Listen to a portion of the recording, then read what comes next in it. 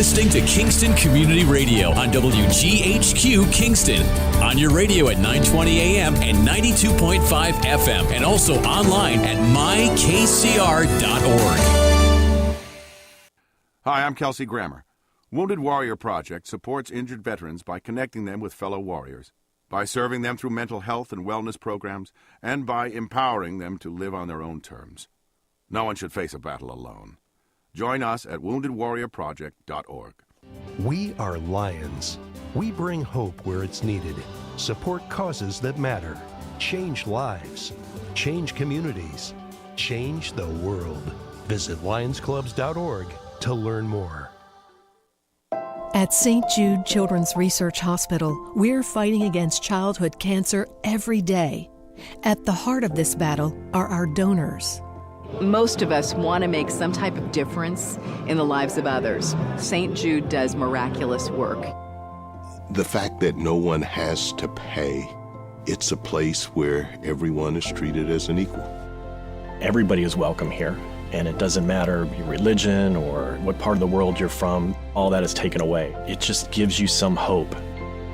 It's just a nice feeling to put your energy into something that really does genuinely make a difference in a child's life.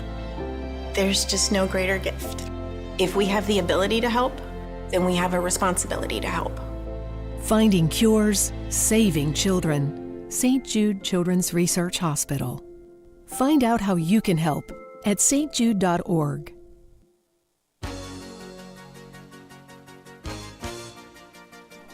Hi, my name is Jackie Levezzo. I'm from Lake Katrine, and I support Kingston Community Radio because it is an invaluable resource to the community and its residents.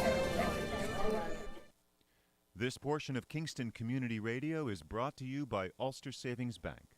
Visit their newest branch, conveniently located at the Ulster Commons Plaza in Lake Katrine.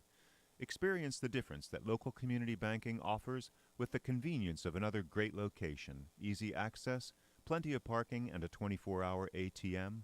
Ulster Savings Bank, invested in community, invested in you. Member FDIC. Okay, good morning, Greg. Good morning, Lawrence Maxwell, and good morning, listeners and viewers. You are tuned in to the Wednesday morning edition of Kingston Community Radio's Talk Radio Show, and we would love to hear from you. 331-9255 is our call-in number. We're broadcasting live from our studios here at 16 Lucas Avenue in Kingston, New York. And again, we would love to hear from you. 331-9255 is our call-in number. Expecting Supervisor Fred Costello shortly. And this morning, as far as our guests are concerned, we got Ulster County Comptroller March Gallagher, who will be joining us at 7:30. And then at 8 o'clock, we've got Assemblyman Kevin Cahill, who will be with us from the 8 to 9 a.m. Hour. And as I'm speaking, that's right. That's right. This is the fourth Wednesday. It's the fourth Wednesday, right. so we get Bill, we also have morning, Bill. Village of Saugerties Mayor Bill Murphy, who just strolled in the door with his tower of coffee. What are you drinking nowadays, Mayor? I don't know what it is. Columbia blend. I don't know. Is it not iced coffee yet, though, right? No, is it Quick Check? I still drink it, but in the morning I go for hot coffee. Is it Quick Check? Nah, Speedy Mart. They got about 15 flavors at Quick Check. The Colombian one is pretty good. Too many to choose from. Yeah, there are. Too many choices. So good morning, and how are you? I'm fine. Yourself? Welcome back. Thank you. It was a great time. Month flew by. Couldn't believe it was a month. You know, it's one of those things, it seems like you leave, you sneeze, and you're back. Oh, it's crazy. Actually, I'm leaving for the South tomorrow. Good for you. Where are you going? I'm just going to go see my daughter Jacqueline at Coastal Carolina for a few days. Dana and I are flying down tomorrow night, get some golfing on Friday, do some stuff on Saturday, and we're flying back on Sunday. Nice. Just get away for a few days. Yeah, get away from the craziness and the hecticness and Yep. What's new and exciting? New and exciting, huh? I don't know. In the village, getting ready for spring cleanup. I think we put an announcement out the other day. Spring cleanup will start April 10th, 11th, 18th. The week of April 18th, spring cleanup will start. You put your Christmas trees out. and your light brush and Your Christmas trees. No, we do. We tell people, and anytime they can bring them up to North Street and put them on a brush pile, but if they can't, we will pick up Christmas trees during spring cleanup. So mine's waiting in my yard, waiting to be picked up. So, and then, we got a lot of, there's the Central Hudson project that's going to start in April on Partition Street. Replacing the mains on Partition Street. Gas mains. Yeah.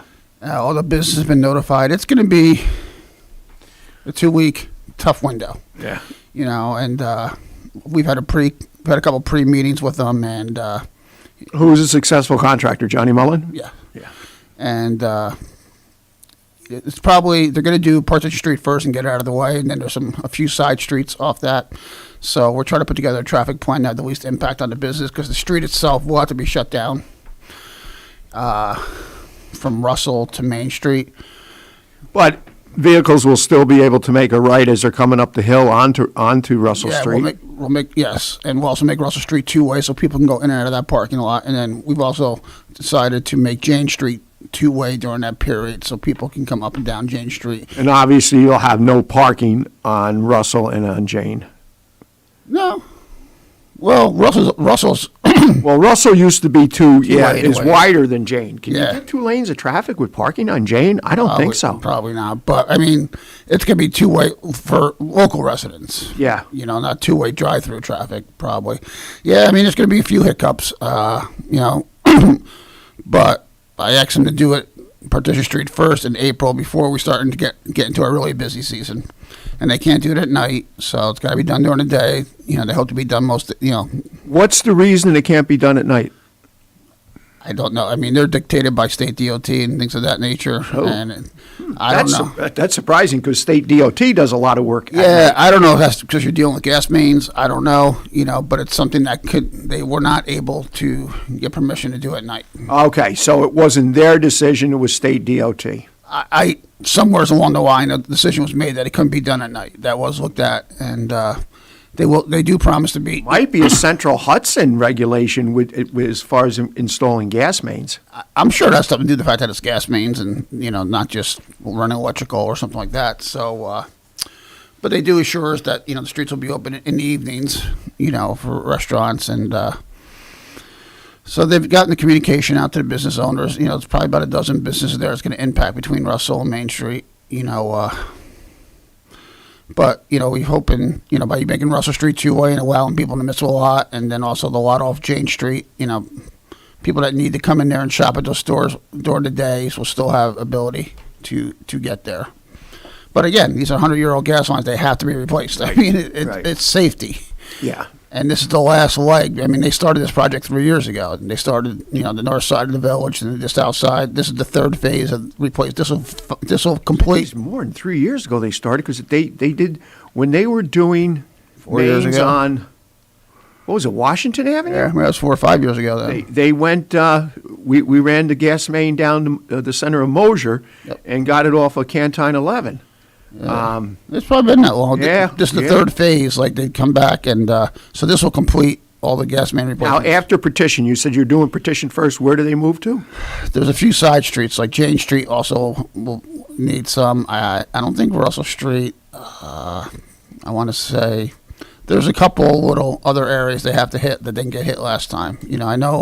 I know the south side, Montrose and Montgomery, they've all been done down there. I know it's Jane Street, and they mentioned a couple other side streets.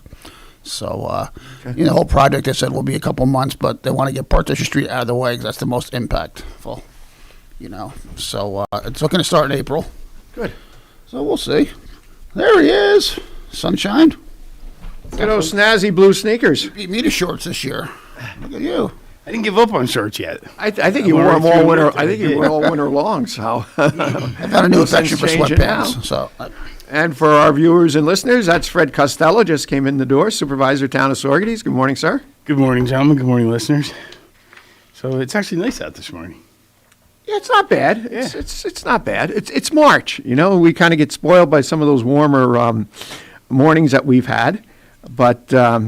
It's going to be cold Sunday night and Monday night. Is it? Down in the low 20s. Really? We've got a turf protector, actually a village field, Sour Field. We replaced the infield this past fall. it was late fall with sod. I want to say it was right after Thanksgiving, early December, and we put the turf blanket on it, and also our sod garden, which was down to practically nothing. And actually yesterday, Keithy and Joe had to cut some sod for a repair job and remove the blanket, and it was like the Emerald Isle, and the grass was about 4.5 inches high. Was it really? That's cool. Yeah, yeah.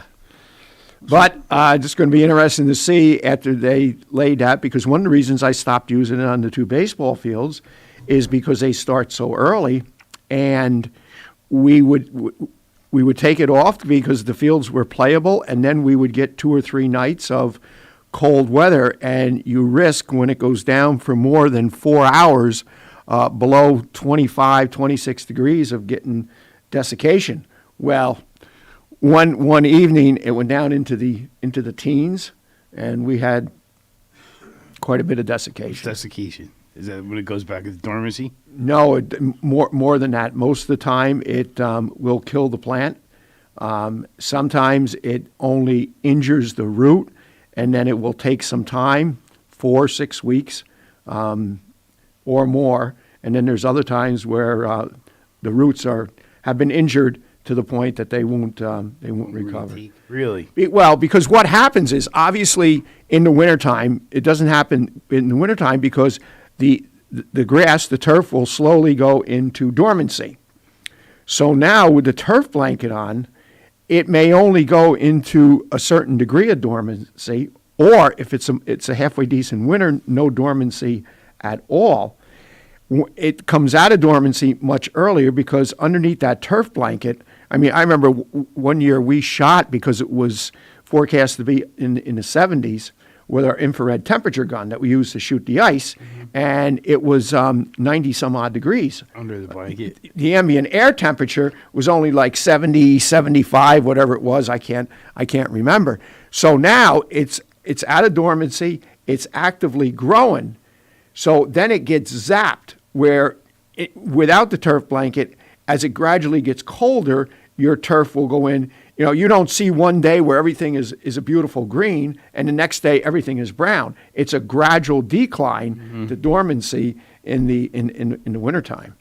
But we stopped using them and on the 2 main baseball fields because they start so early. Ulster was supposed to have a game last Sunday that got washed out, and here last Sunday was what, the 19th. Actually, I think it was Saturday. It was the 19th of March.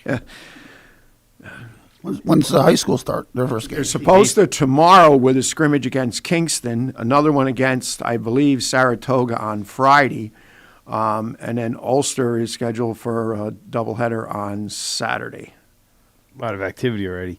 When I went through the field yesterday, there was a lot of baseball activity, and there was someone on the main field too. Well, it was the varsity practice. Varsity practice, okay. Yeah, they're all out. Yeah. Like I've always said, once even you can have patches of snow, but if they see green, the best way to describe it is like all these caged animals, and the doors are let out, and they descend upon you. They stampede. I've seen the basketball courts have been packed. Basketball courts have been packed. The tennis courts, and speaking of tennis courts, I see a lot of work going on the pickleball courts, huh? Yes, but that's gonna come to a halt. I mean, we committed to the relocation of Court Drive, and their project was. My plan was to have that completed by the 15th of March. And we were going along real well. Christmas week, Riazzi was there with his equipment because he volunteered to put the pickleball courts. 75% of the base is in for the pickleball courts. And we've probably got some pickleball people listening or viewing. And then I think he went to Florida, or he had a couple of big jobs that he had to be on that he had committed to, that he had bid on, and I actually haven't even talked to him since the holidays. I reached out twice. I haven't heard back from him. I don't know if he's down south or what, but we worked on up until, if you recall, about the middle of January, it was decent to work, and then all of a sudden the temperatures dropped like a rock.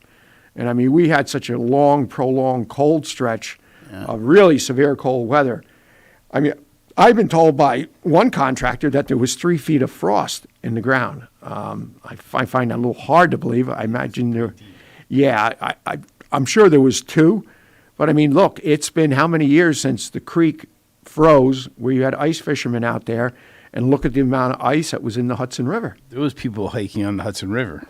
Yeah. From Glasgow and out in Malden because it was... And it had to be 10, 12 years ago since you last saw that. And we just would have beat the crap out of the excavator. And here again, once again, you talk about shared services and the savings of tax dollars. We have a mini excavator, which for our application in most cases is sufficient. The village has a larger excavator and a bigger bucket, and we've been using that to excavate. And once again, Richie Forbes and the village, they've just been awesome. I mean, it's such a good working relationship. And if we had to go out and rent a machine for the amount of excavation we had to do with the relocation of that roadway, because obviously we're putting it into basically a DOT spec where we box down 14, 16 inches. And again, it's a considerable savings of tax dollars. And there's a group of residents who've been advocating for that pickleball facility for 4 or 5 years now. Yes. And they've raised almost all the money that we've spent so far. No, not almost all of the money. All of it. Not almost all of it. There's still funds left, and there hasn't been 1 penny of taxpayer dollars that's been outlaid. And the base material alone was close to $12,000. It's just from this point on, what their next fundraising goal to raise the monies, because I think I mentioned to you in January, we got a letter from Peckham to expect a 20% or more increase in materials, and they still haven't come out. I haven't seen with the opening price for asphalt, and I can imagine what that's going to be. I got an updated price. Doug Burt, before he left from Florida, who's an active member of the committee, quote, because apparently he either lost it or didn't see it. We got an initial quote 2-3 years ago for the fencing of a little under $9,000. It's over $13,000.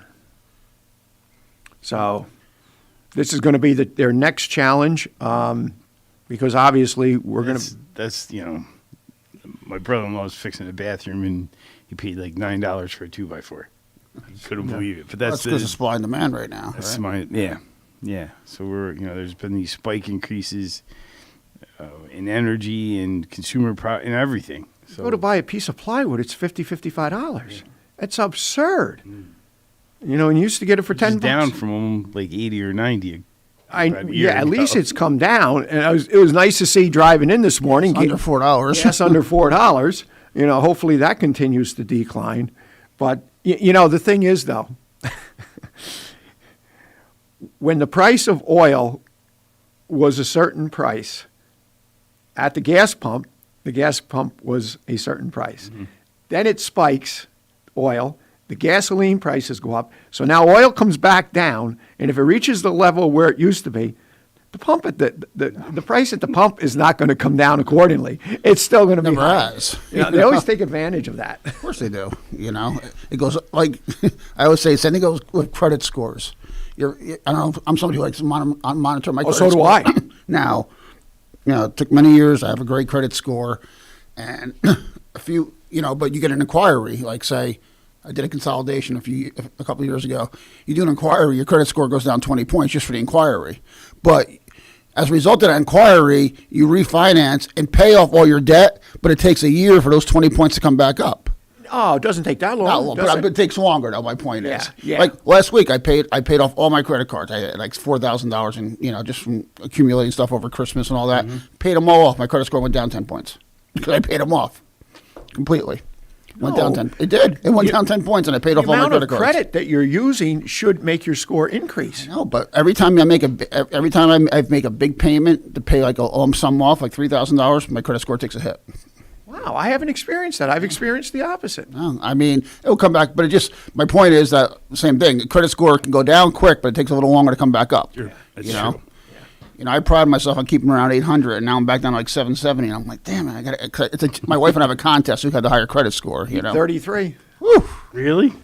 Well, you don't have any kids. If you had kids, yours would be 33. That is true. That is true. Kids. But, I experienced that because, there's certain times where there's a large amount that goes on my credit card. That's how I do it. Okay, too. the condo in Florida hits at the same time. Yep. I have a house account at Rip Van Winkle. Johnny bills me once a year. Nice little windfall for pay taxes. And also the Christmas party that I do for my full-time staff and their spouses, the one time of the year we get together.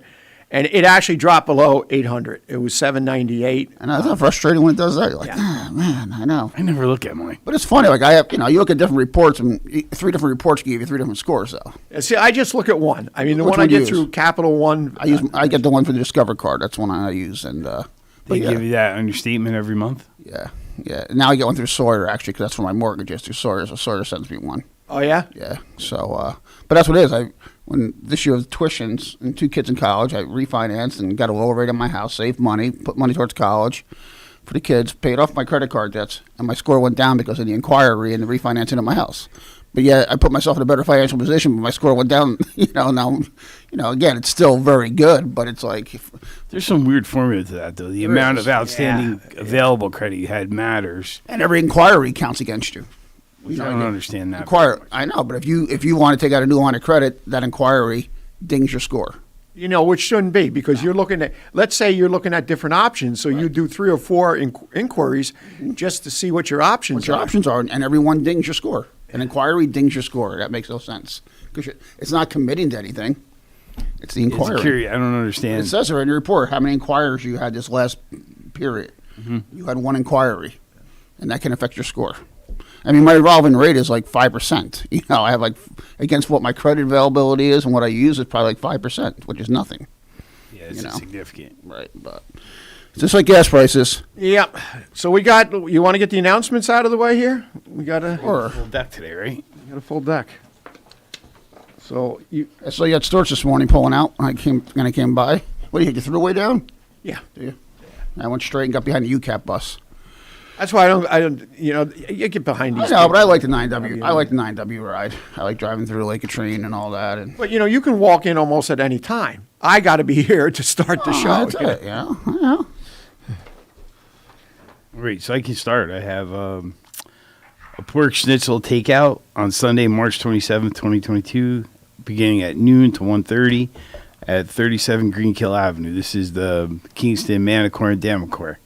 And lunch takeout includes a pork schnitzel with or without mushroom sauce, roasted potatoes, green beans with bacon, dinner roll, and dessert, and it costs $15. Orders will be required by today, Wednesday, March 23rd. Cash or checks at the door at the time of pickup. So that's an active group. It's good to see them active again, because during COVID they were kind of quiet.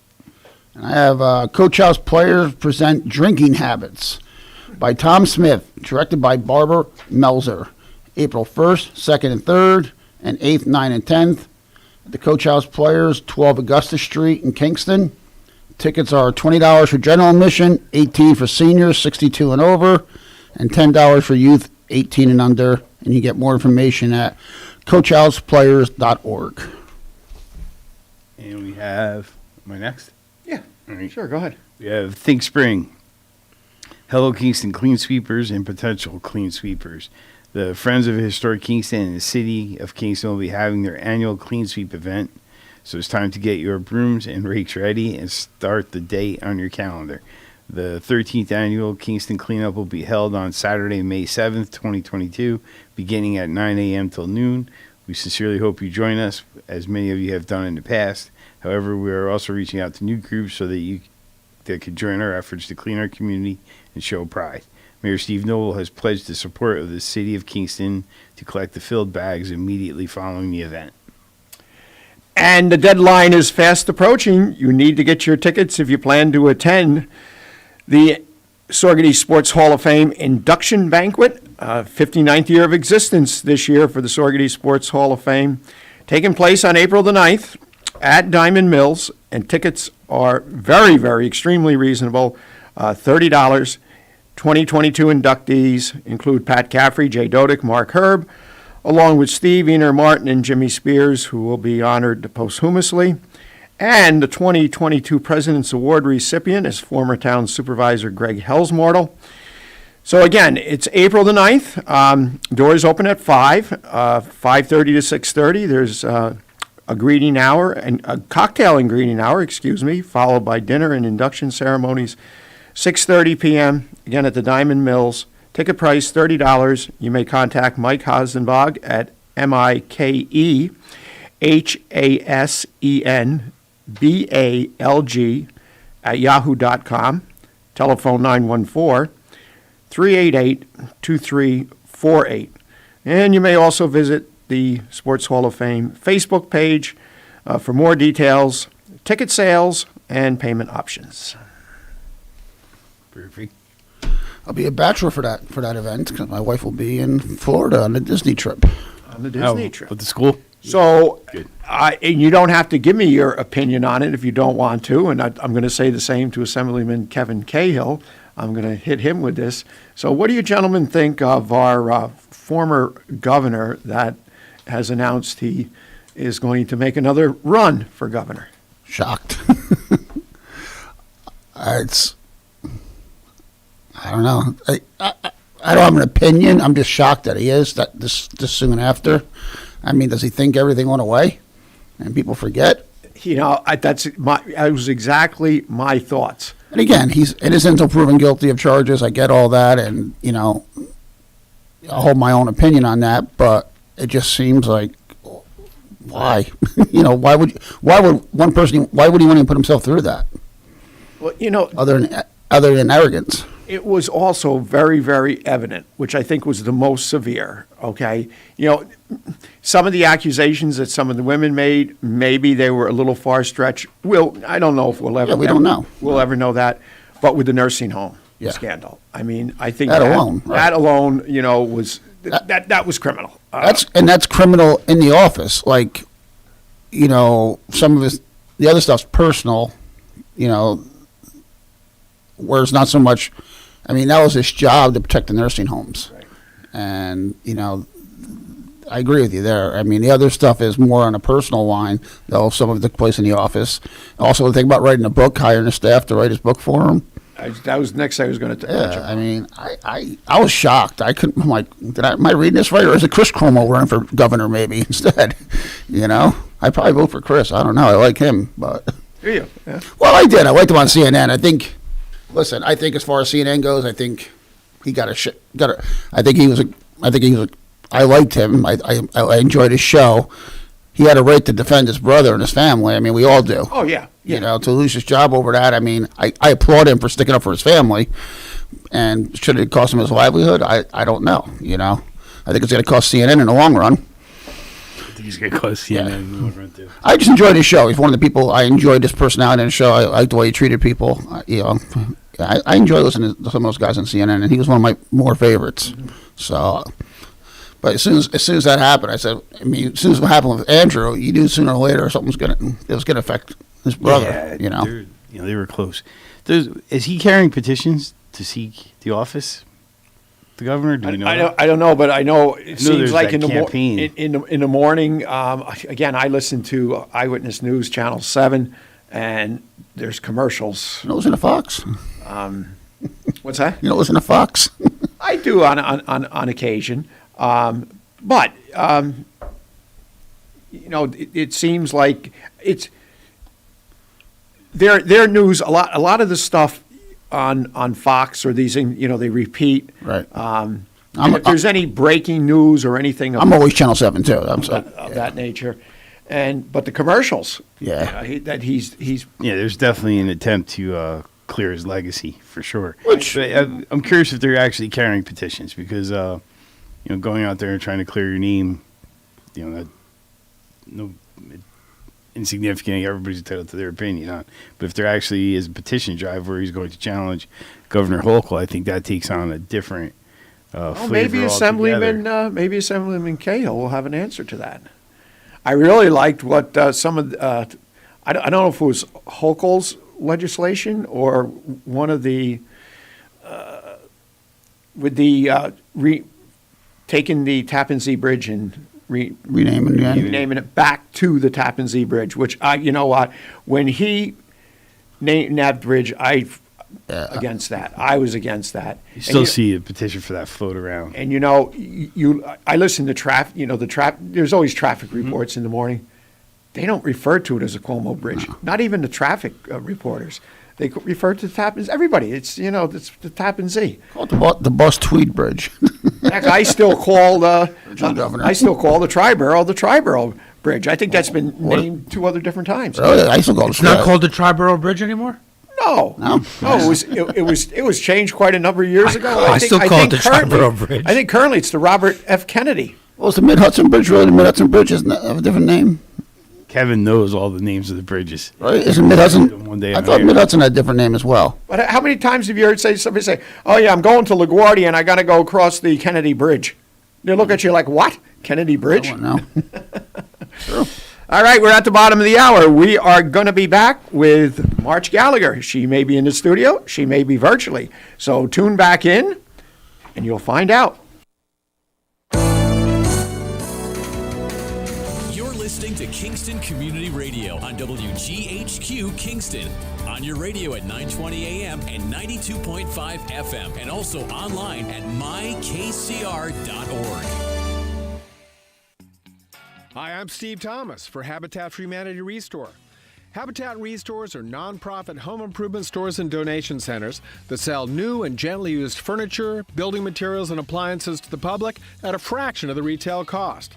The Ulster County Restore at 406 Route 28 in Kingston needs your donations.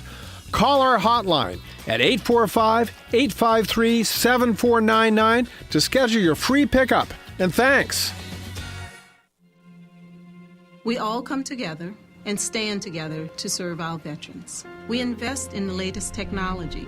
We take the time to train the next generation of doctors and nurses. We work together to make sure we heal their bodies and their minds. This is our mission. More than 300,000 of us working as one, together with families and loved ones. No matter where they live in this country, we'll be there. We stand strong, united. Stand with us in caring for our veterans. Because the colors and quality of paint you choose matters, Herzog's Paint and Design Center, located in the Kingston Plaza, is there for you, offering the largest selection of Benjamin Moore paints and the area's most complete line of painting supplies. Herzog's Paint and Design Center also provides color samples from Benjamin Moore paints, including the eco-friendly Aura line. Color decorating consultants and expert interior designers are there for you, ready to assist you in choosing the right colors. Visit Herzog's in the Kingston Plaza.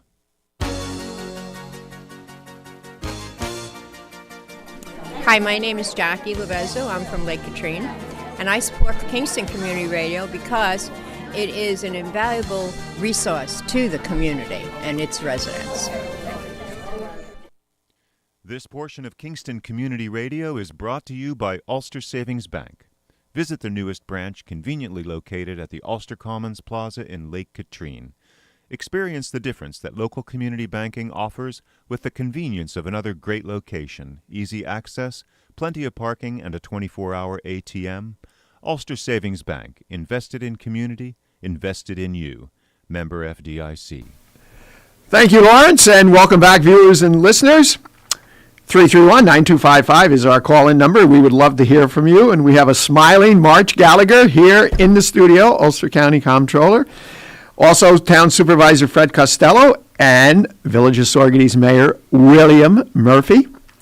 Good morning. Good morning. I heard you guys, as I was on my way in, talking about Governor Cuomo potentially bringing a race against Governor Hochul, and I just had to chime in and say, no, I will be working against him.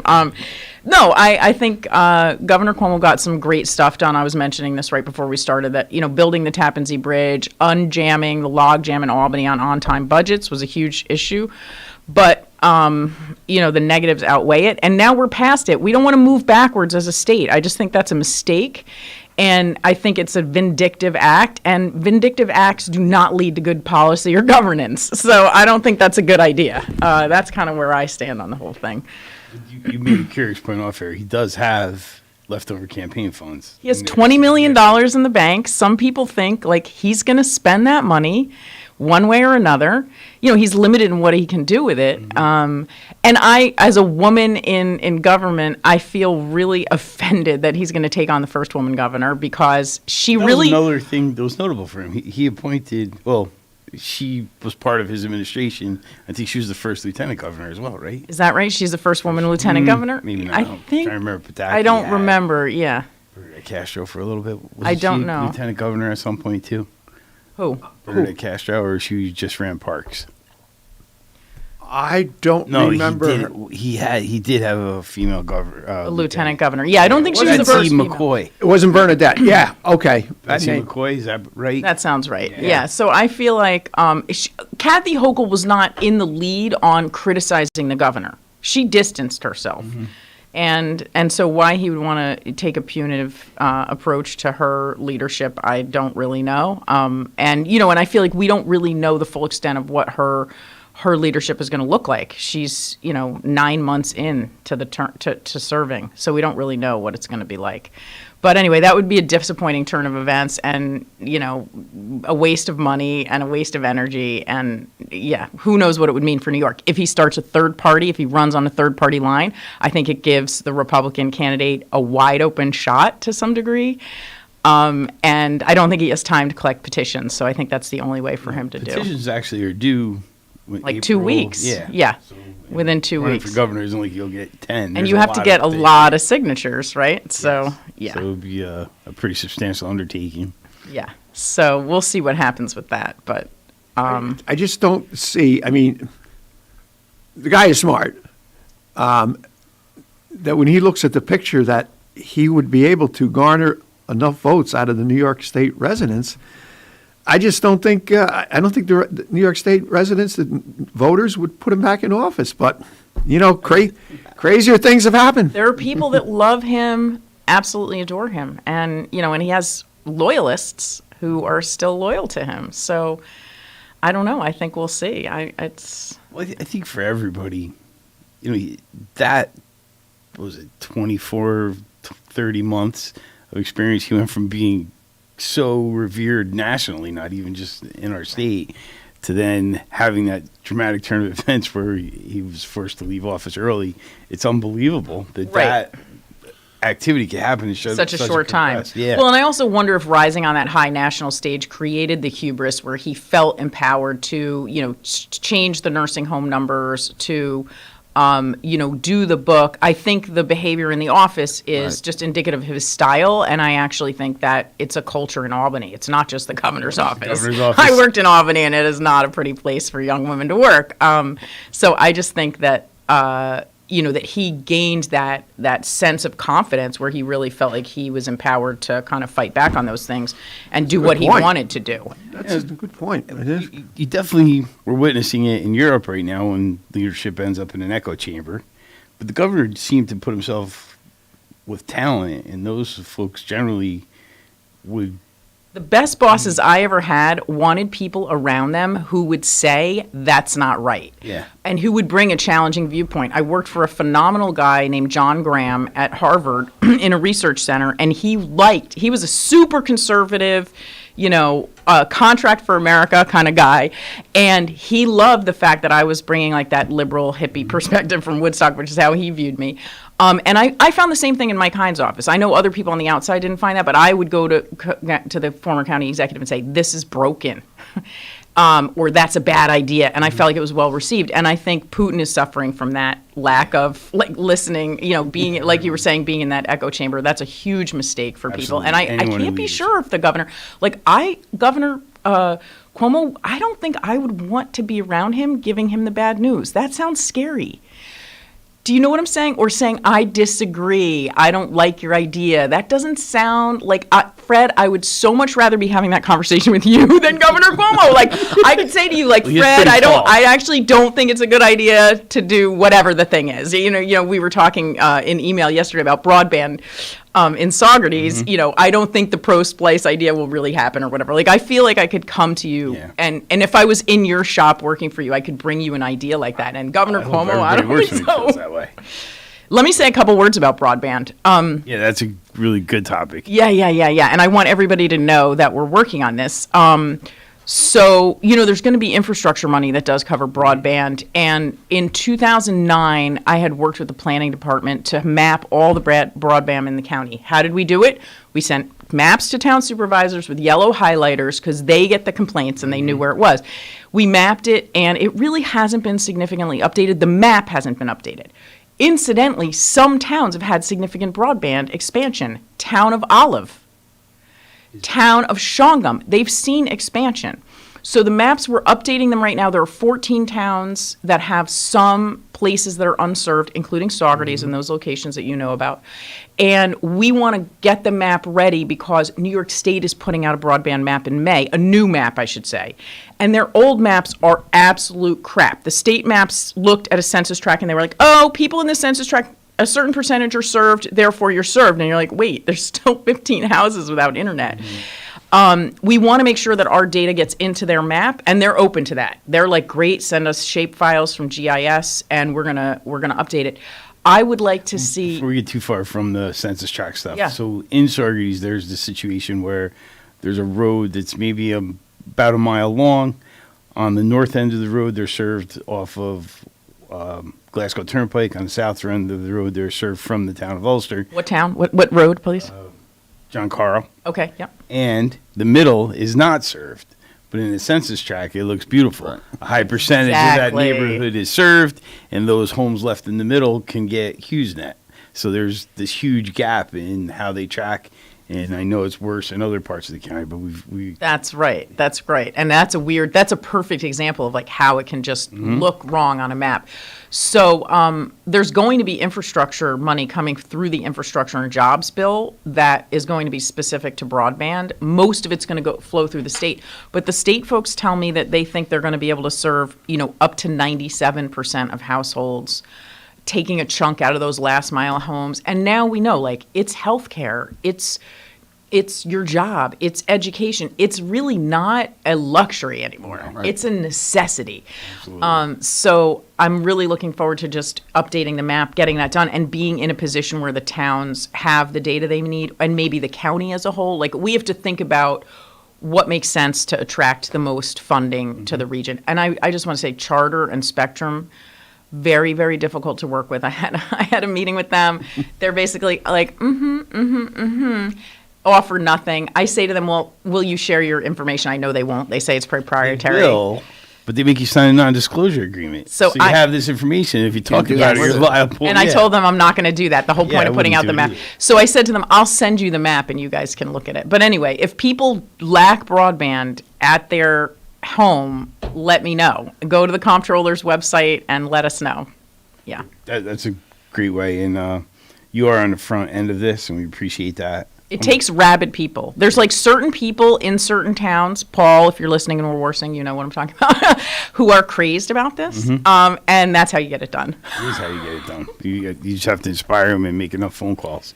But so one of the things Bill and I would like to talk about a little bit is we have developed a unique relationship with ProSplice. Yeah, what is that? Tell us about that. I'm kind of intrigued. So ProSplice is a regional, I don't know if they have a national footprint or not, but they install fiber for Charter and other companies. And these folks live in Saugerties, and they've been on the outside of our efforts to expand fiber to the home or create fiber to the home in Saugerties. We don't have it.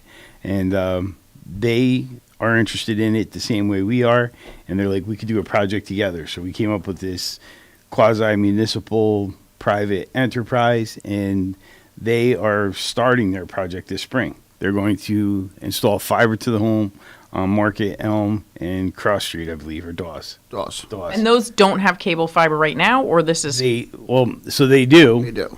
But their research tells them that the take-up rate when fiber for the home is available, that two things happen. One, the cable providers behave better because they have a competitor. And two, because the quality of the service from a pure fiber network is so much better than the copper that the cable company provides, that there's still a large take-up rate. So they only need like a 30% take-up rate to make that viably economic.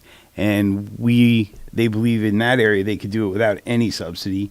And the point of it is, if everything we believe to be true happens, then it tells us that the rest of the town would do well with it. And yes, there are parts of the town that will need subsidy, but if we have our toe in that water, we hope we're going to be on the front line of it. That's great. I'm so excited about that so project. I excited. can't see what the result. I can't wait to see what the results are. It's cool. They chose, the two most populated streets in the village, Elm and Market. That makes sense. And we had a good meeting with them. We're excited about it because if that works and they get the buy-in, then they'll start expanding through the village and into the town. And Competition is key. I mean, the way cable works right now, towns sign franchise agreements, which are long-term, at least 5-year agreements with Charter, giving them exclusive franchise rights. I feel like, and I've kind of pitched this before 10 years ago, I'd like all the towns in Ulster County to refuse to sign franchise agreements and negotiate as a block.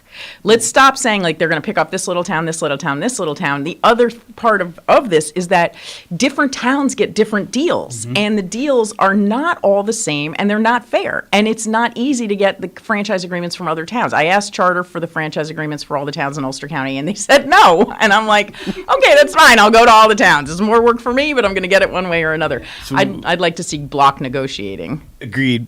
There's a nuance to that as well. Unfortunately, those franchise agreements actually cover the cable package, the menu of what's channels available. that's available.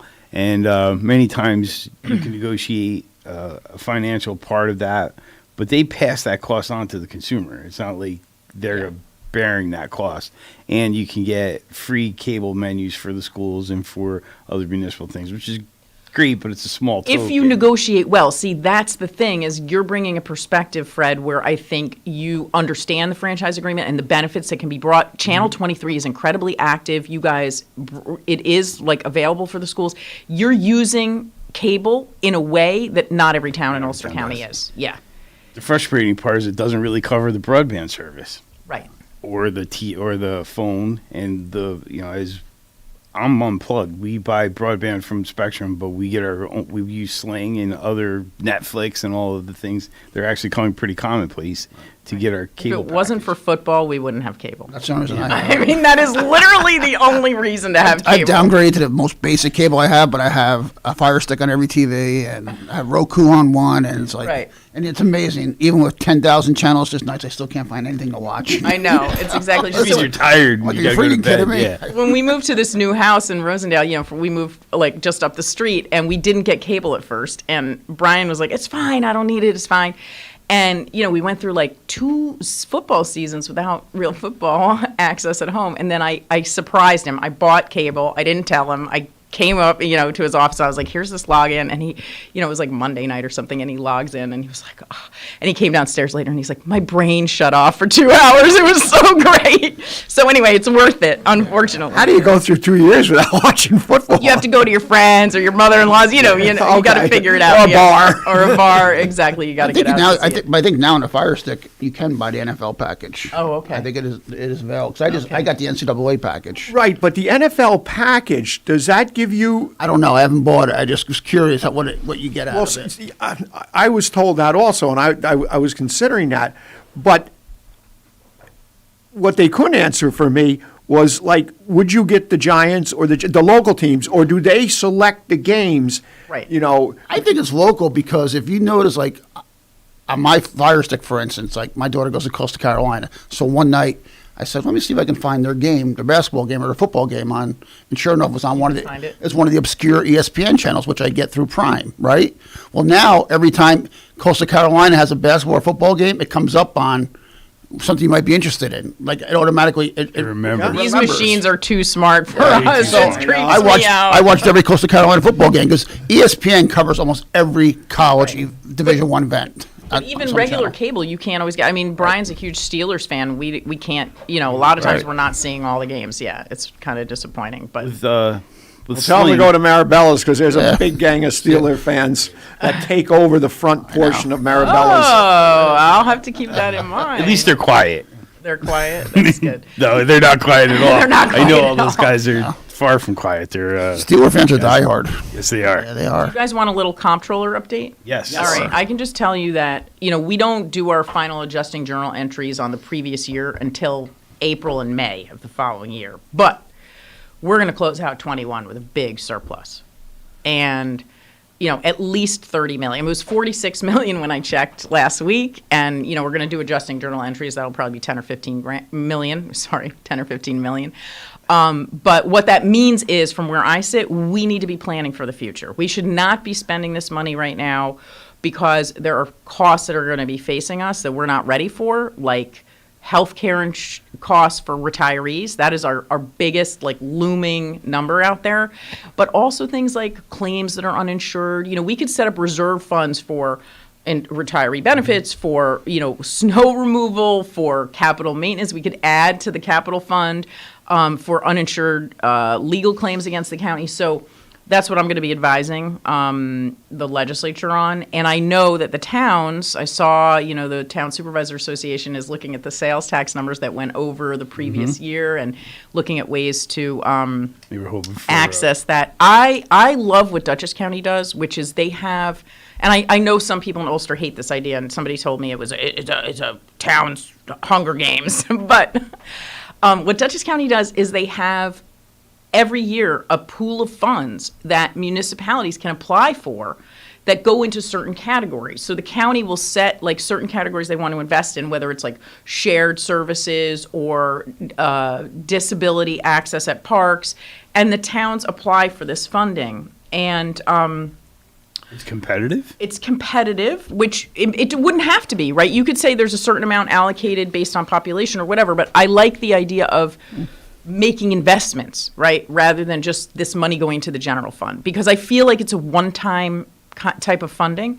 And I served on that committee, the advisory committee for Mark Molinaro, and the county executive almost always took the advice of that committee, and it was made up of local elected officials, executive directors from nonprofits and philanthropy, and I've often felt like, or I should say, I felt for years like it would be really great to see Ulster invest in the towns in that way, and we haven't had that so far. But anyway, I'll be curious to see what happens with any discussions about the overage on sales tax and distribution to the towns. I'm curious too. Now, this might be an unfair question to you, March. Do you anticipate that as we go now into 22, and you're sitting here a year from now, do you think that financial picture will be just as bright, if not brighter? No, I don't think it will be. I think 22 will be fine, will be okay, but I think, as I look to 23, 24, 25, I think it's going to be hard times. I do. And I say that 22, looking at 22, I'm already looking at some indicators right now. We have inflation. We're going to see rates go up, but we are seeing strong visitation. We are seeing good sales tax numbers coming back for the very beginning of this year.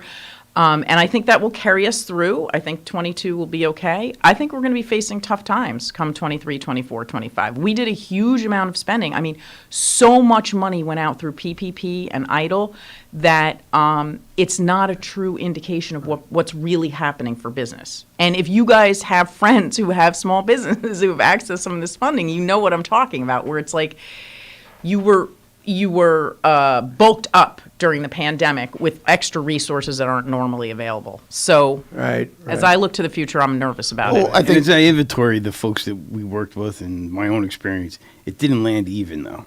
No, not at all. There's some folks that really were in the right place with the right need at the right time, and then there's others who had distinguished need and just couldn't pull it off. And you're still seeing a trend in restaurants closing. I know there was an announcement the other day where the Rainbow Drive-In closed. Yes, and that's a long legacy. Standing. Yeah. And they're going. The idea that they would close now is they're going into their busy season.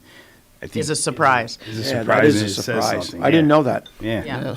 But we don't really talk. It's funny because now I feel like restaurants closing is making news. But I think 5 years ago, restaurants, when they closed, we didn't have headlines about it. No, because there wasn't a cause behind it. Yeah, we couldn't identify the reason for it. Right. Yeah. Now everything's, and like you said with the finances, I mean, so what you're saying is that COVID has spiked our revenue, and now it's going to go back to pre-COVID stage. And it's not real revenue, right? That's federal money being pumped into the system at every level. Well, you know what? That's true. Yeah, that's, I don't know why I didn't even think about that, because this is it. right? The payment we're receiving, the municipalities are receiving Yes. this year, and the county's last one. receiving, that's it. Yeah, you're not getting Yeah. another ARPA. And by the way, when I say that we are going to have a surplus, that does not include the ARPA dollars. I am not talking about ARPA. I'm talking about regular revenues over regular expenditures. And some of those revenues were increased by smaller grants that were related to COVID. But I'm not talking about the ARPA dollars. So yeah, There's a disconnect there because when we speak of our surplus, which is improving daily, it's not including the ARPA funds either. And people are like, well, you had the ARPA money. I'm like, no. You can't use that. You saved that money. You can't use that against the tax cap anyways. I mean, against Not the tax ARPA rate. money, No. No. Which You're is- limited in what you can do with it unless you declare lost revenues, and the county, when we filed our first paperwork, we didn't declare lost revenues. I was apoplectic over it. I mean, I was literally begging, like, the administration. And finally, it didn't go to Pat Ryan. I was talking to the people that work for him, but when I finally brought it to Pat, he was like, oh my gosh, of course. Because it just frees up your reporting on the money. We're using part of it to cover lost revenues. The ice rink was closed for a period, and we didn't have anybody in the building except for the competitors. This summer, Greg will have a couple weekends where there'll be baseball tournaments that pay to use the facilities, and we'll host 120 games in a weekend in 3 days. We couldn't do those at the height of the pandemic, so there was a significant decline, especially in parks revenue. Well, I think the reason we didn't declare lost revenues at first is our revenues Look how comfortable were close. he is. We were talking about his budget. He's fine. He's hundreds of thousands of pretending. He's dollars. pretending he's not hearing you. Like, let me just check the news on my phone. If people, Well, when I see it come in, Then it'll be a little different. Yeah. exactly. If people want to see our work, they should look at our website, comptroller.ulstercountyny.gov. Lastly, I'll just say, we have an audit out to management for HUMET right now. We're making a bunch of recommendations on our investment policy and how we adhere to it. We have a whole lot of money in a checking account. And I mean, like, over $190 million. And that's not the best way to invest taxpayer money. By the way, the county's very limited in what we can invest in. So it's not like there's a bevy of options. It is a limited set of options, but the options have changed. The state legislature's changed what municipalities can invest in, and we're recommending looking at something like this new vehicle called New York Class. We're going to join that. Yeah. So anyway, that'll be, hopefully out in a couple of weeks, and, people can see all of our audits on our website. Yep. When I first became supervisor, one of the things we did, our bookkeeper Julie helped me, and we would buy CDs because we don't need all the property tax revenue that came in the past couple months until later in the year. And we made tens of thousands of dollars in interest. Now interest rates are so low. Yeah. Right. And our checking account is interest bearing. We have That's not going to stay there for a while. We're going to join this New York Class thing, and actually the returns are quite good. Surprisingly good. Yeah. Yeah. As you know, I'm on the Board of Fire Commissioners with Malden West Camp, and we had a large jumbo CD that we use as our reserve fund, because we've been of the belief now for the past almost 20 years, you don't go out and take out a van or borrow the money. If you have save it, and then we replace the truck. And we've been successful with that a good 20 years. But the interest rate we got on our new one went all the way up to like 1.38. It was like 0.04 or something like that. I couldn't believe it.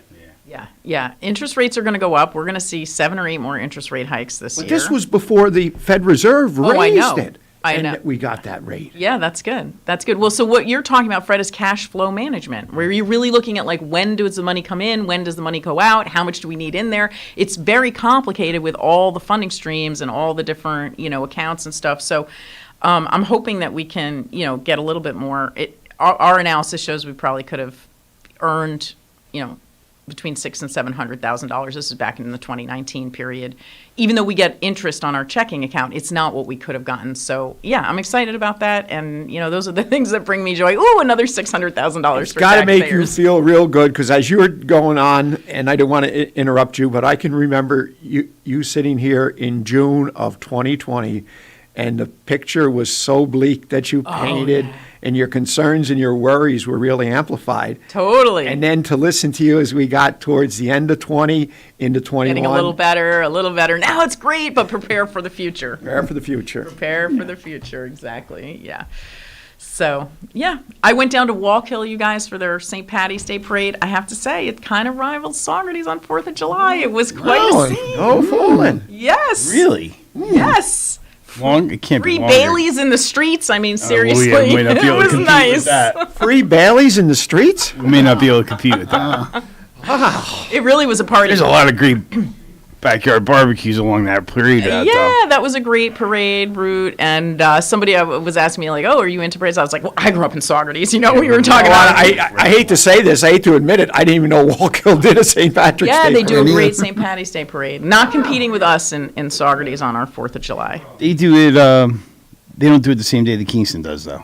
No, a week later. It was a week later. And I decided I can't wear the same tacky blazer 2 weeks in a row. No, like, it ruins the pictures. Yeah, exactly. You got to differentiate. Your green, you know, you got to differentiate. Yep.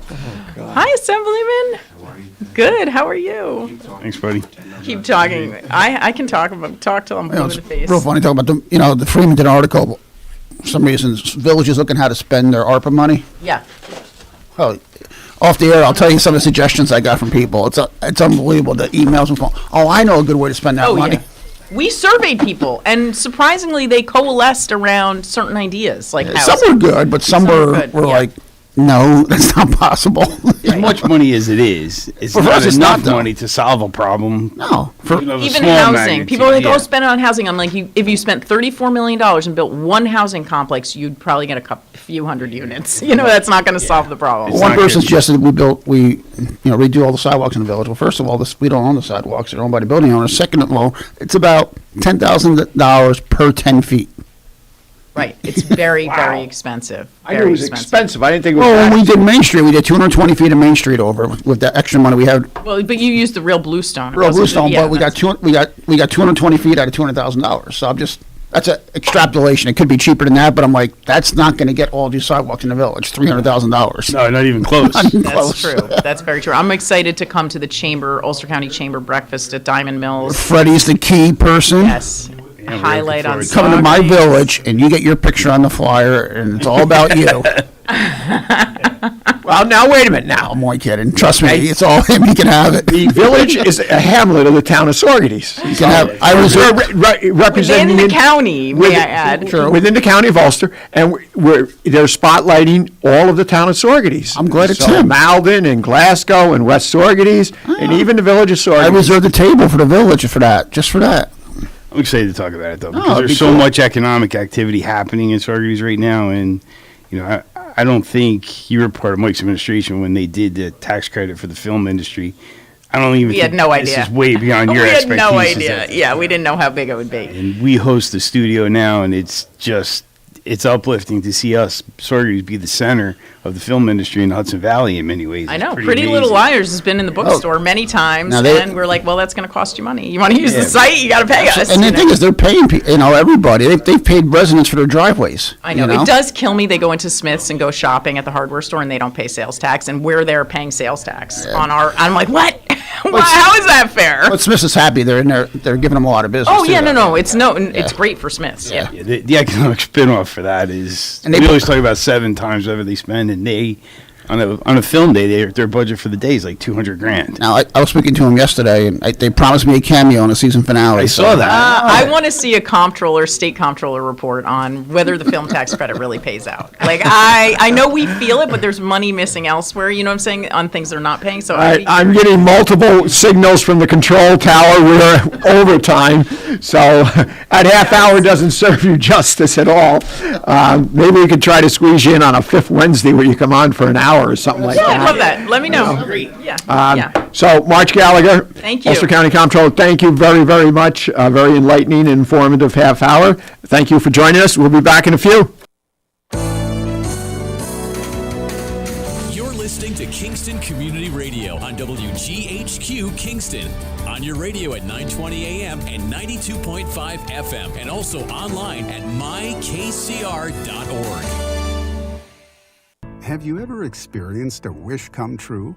For a child battling a critical illness, a wish come true can be a turning point. One song, one dance, one game, one adventure, one moment changes everything.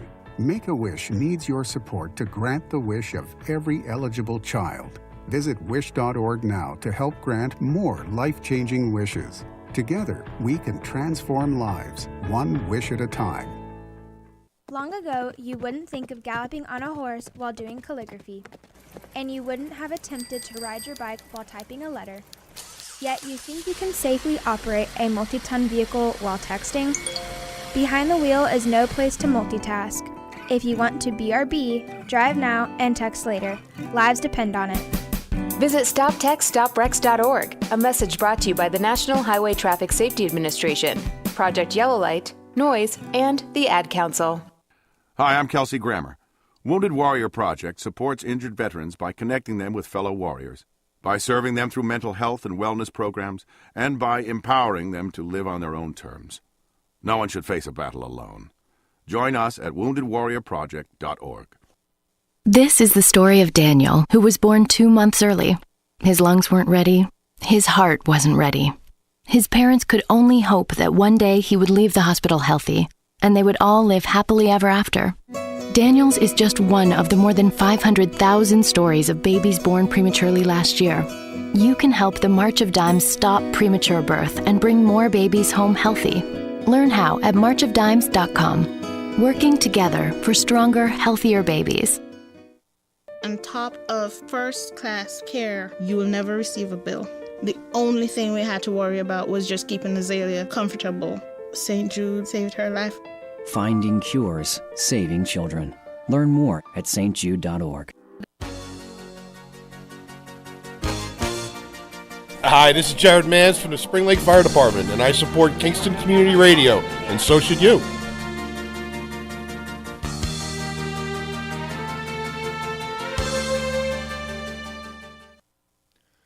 A powerful community bank is one that has leaders that are involved in their community.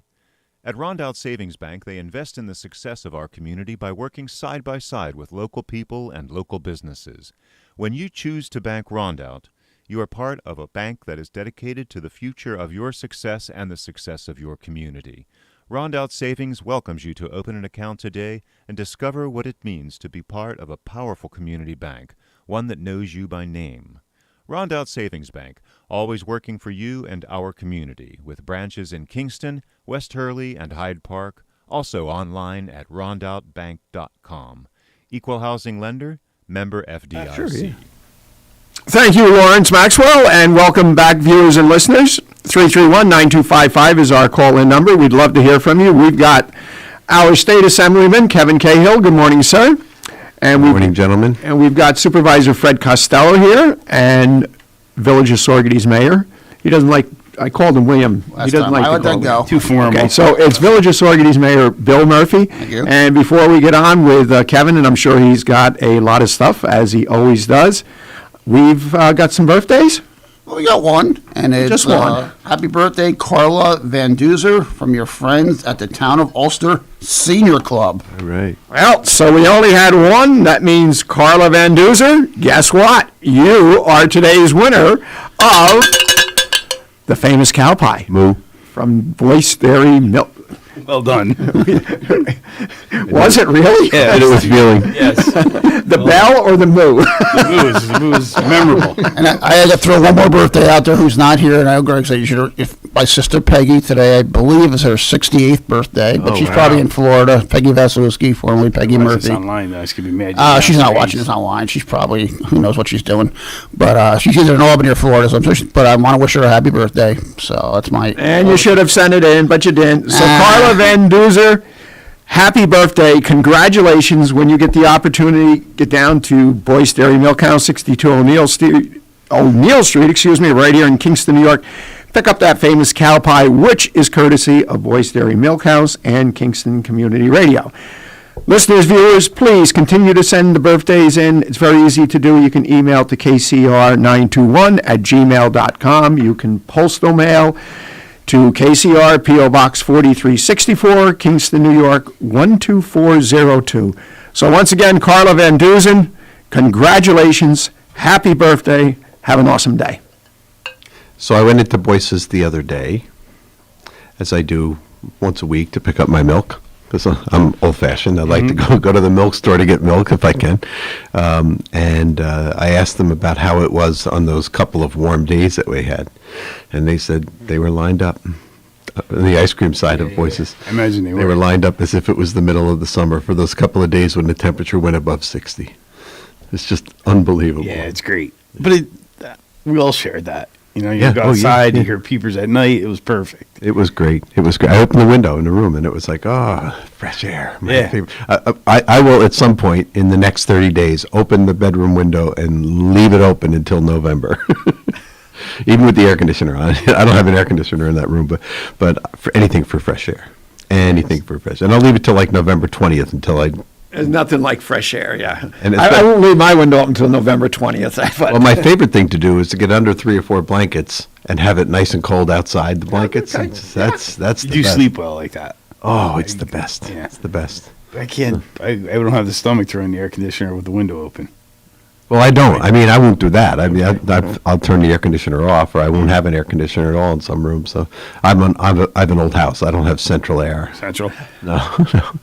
So a couple of things real quick before we get going. Our office is in the midst of gathering constituent concerns about Central Hudson. And we started doing this just sort of passively when the comments came in from the public, but they were so voluminous. So many people have contacted our office. The second most reason our office has been contacted in the past 10 years. The first being unemployment insurance at the beginning of COVID. And people are calling up with essentially 3 problems. The first problem, of course, is the cost, the price. That's coming up more and more regularly, and we can have a talk about that in a few minutes. We talked about it last time I was on, but we can go over it again so people have a better understanding of it. The second issue was the storm response, and you know that's sort of a people get upset when you talk about it because they think you're slamming the crew when you're really not. What we're talking about is the management decisions that were made by Central Hudson and whether they were made in a timely and appropriate fashion, and whether the length of time it took for recovery has to do with something else other than storm preparation. Doesn't have to do with permanent staffing that has been significantly reduced over the years, particularly on the line crews and the tree crews. And the third issue, of course, is I don't understand this, their persistent billing problems that seem the issues that come to us each day are more and more unbelievable. And you've heard it here on the air. You've had people call your office as well, Fred, I'm sure, and Bill. They probably leave Greg alone. It doesn't have anything to do with recreation. But the billing issues are, we have people told us they haven't gotten a bill in 6 months. And then they get a bill. And it's a backed up 6-month bill. And many of them have automatic deduction from their check, so they don't realize that they don't have it. They look at their balance and they think this is the amount of money they have to live with, and then they have to pay a $1,000 electric bill.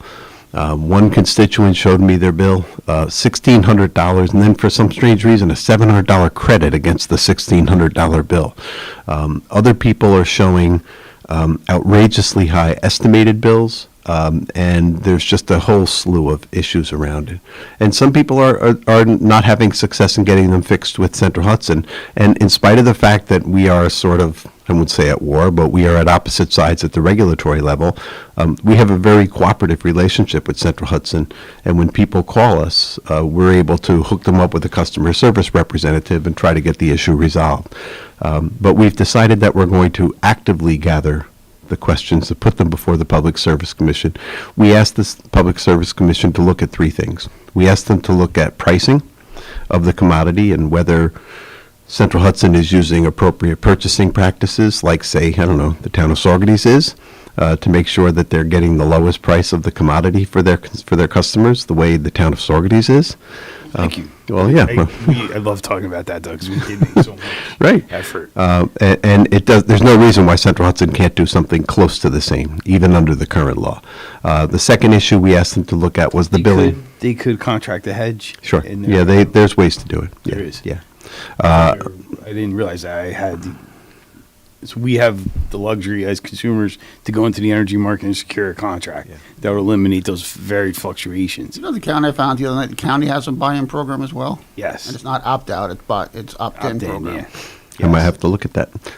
And then we asked them to look at the billing issue, and at first they resisted that. And then the third issue we asked them to look at was storm response. They have agreed to look at storm response in depth. Not just this storm, but other storms as well. And I don't know whether you've had it in your community where you live, but in our community there have been persistent outages since the storm.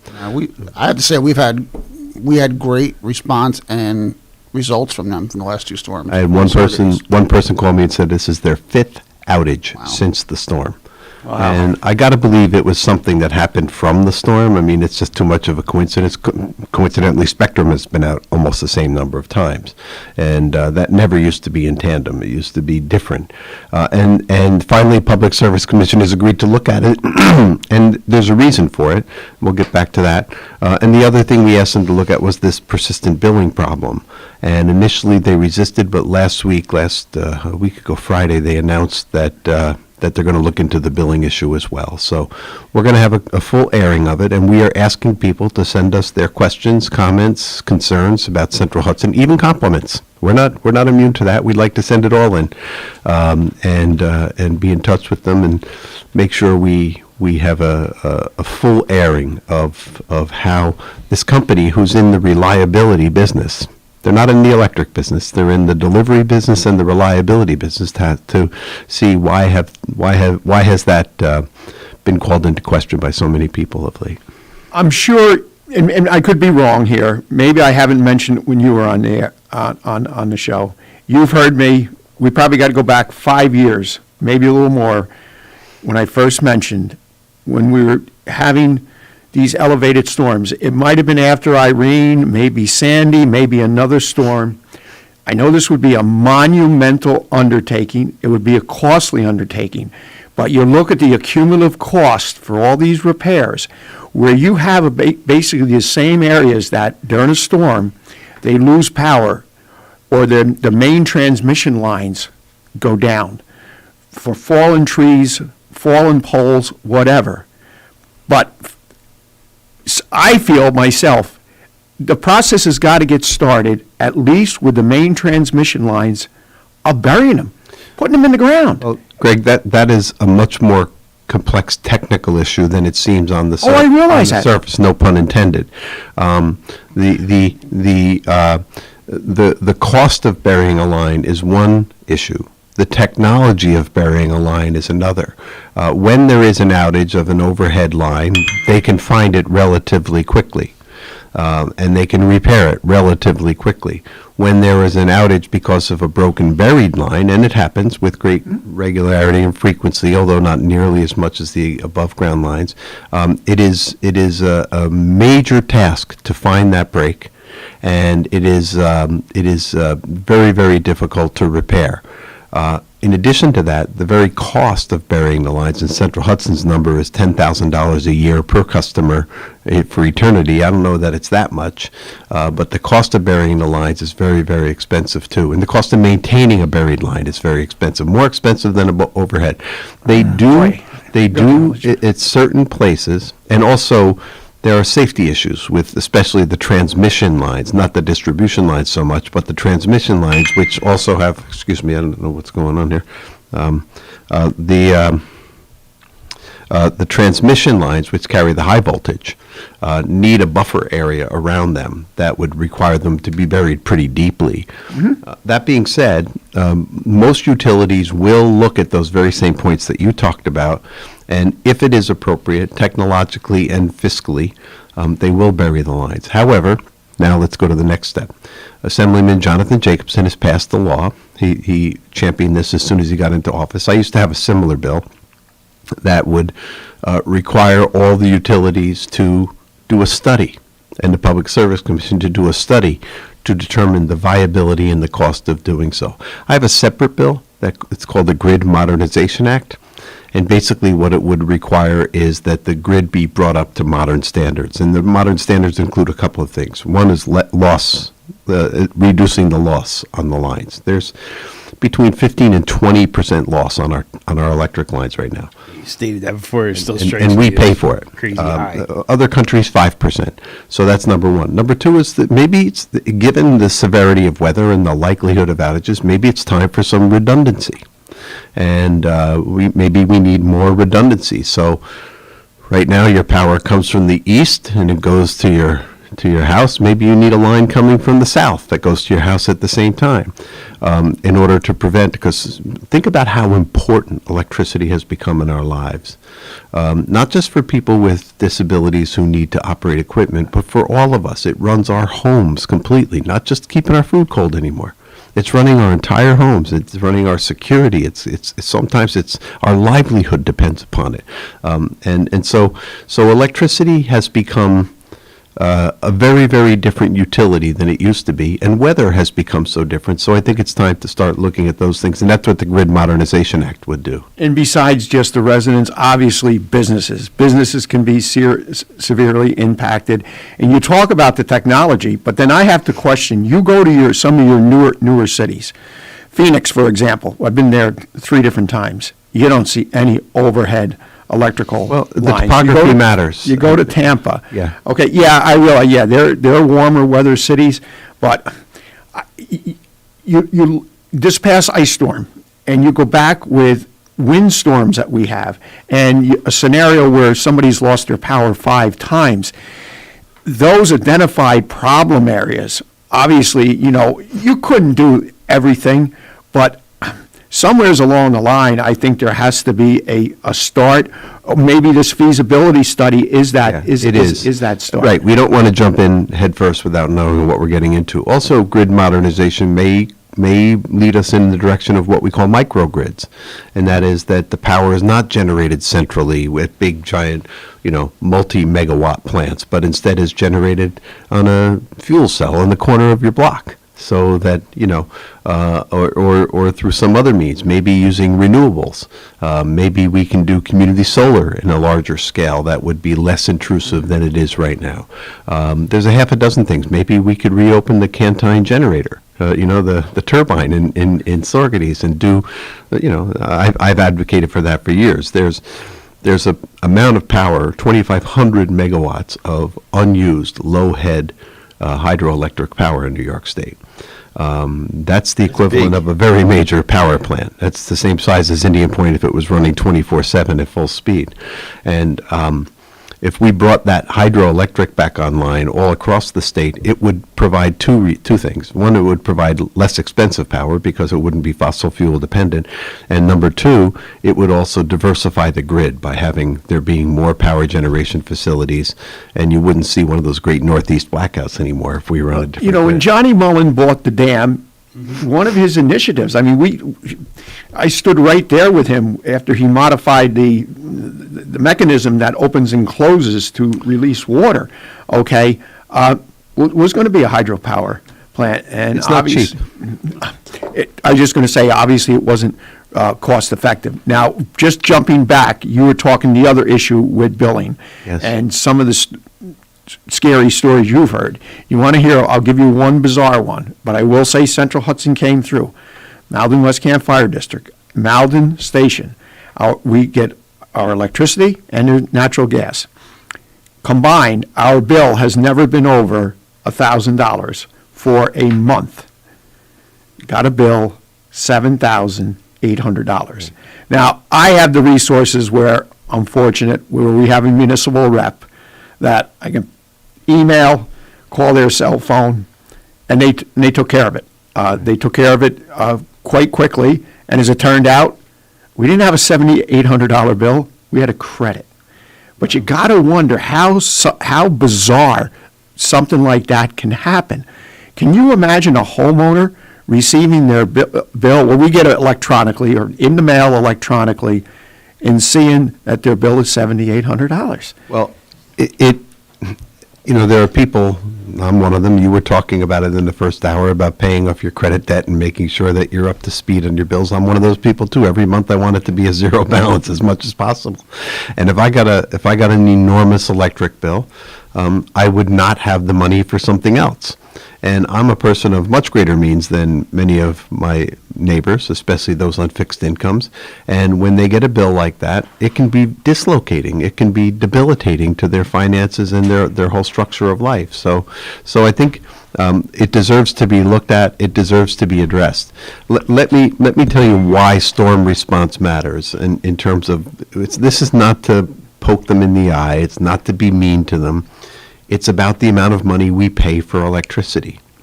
More of our bill is related to the delivery costs, the taxes, the service costs, the service charges, than there is to the commodity. That's why a 40% rise in the cost of the electricity only resulted in about a 15 or 20% rise in your bill. Only. But part of that rate, part of the rest of that rate is the recovery for the costs associated with that storm. If the costs associated with that storm are legitimately because there was an emergency, natural disaster that was appropriately responded to, then of course we should pay for it. It is our expense, ratepayers. But if the cost of that storm was because some corporate executive in Banff made a decision, that's where Fortis is based in Canada, if some corporate executive made a decision to not hire linemen, not hire tree clearers, to only use contractors, to wait until the last minute to call in mutual aid, and it was for the benefit of the shareholders, then, no malice intended here. Shouldn't the shareholders pay for that? If it was their issue, let them pay for it. And that's the issue that goes before the Public Service Commission. We can pick up on that, but we do have a caller on hold. Good morning, caller. You're on the air with Kingston Community Radio. Good morning, guys. Hi, Fred. How are you? Good morning, Mike. Mr. Kale, I'm just wondering whether we can depend on the Public Service Commission to render a reasonable decision in this investigation. As you know, over the past 40 or so years, perhaps even before that, it seemed to me that every time Central Hudson wanted a rate increase, they rubber stamped it with no problem at all. And I'm concerned about the fact that, like everyone else, I got some rather huge bills myself. And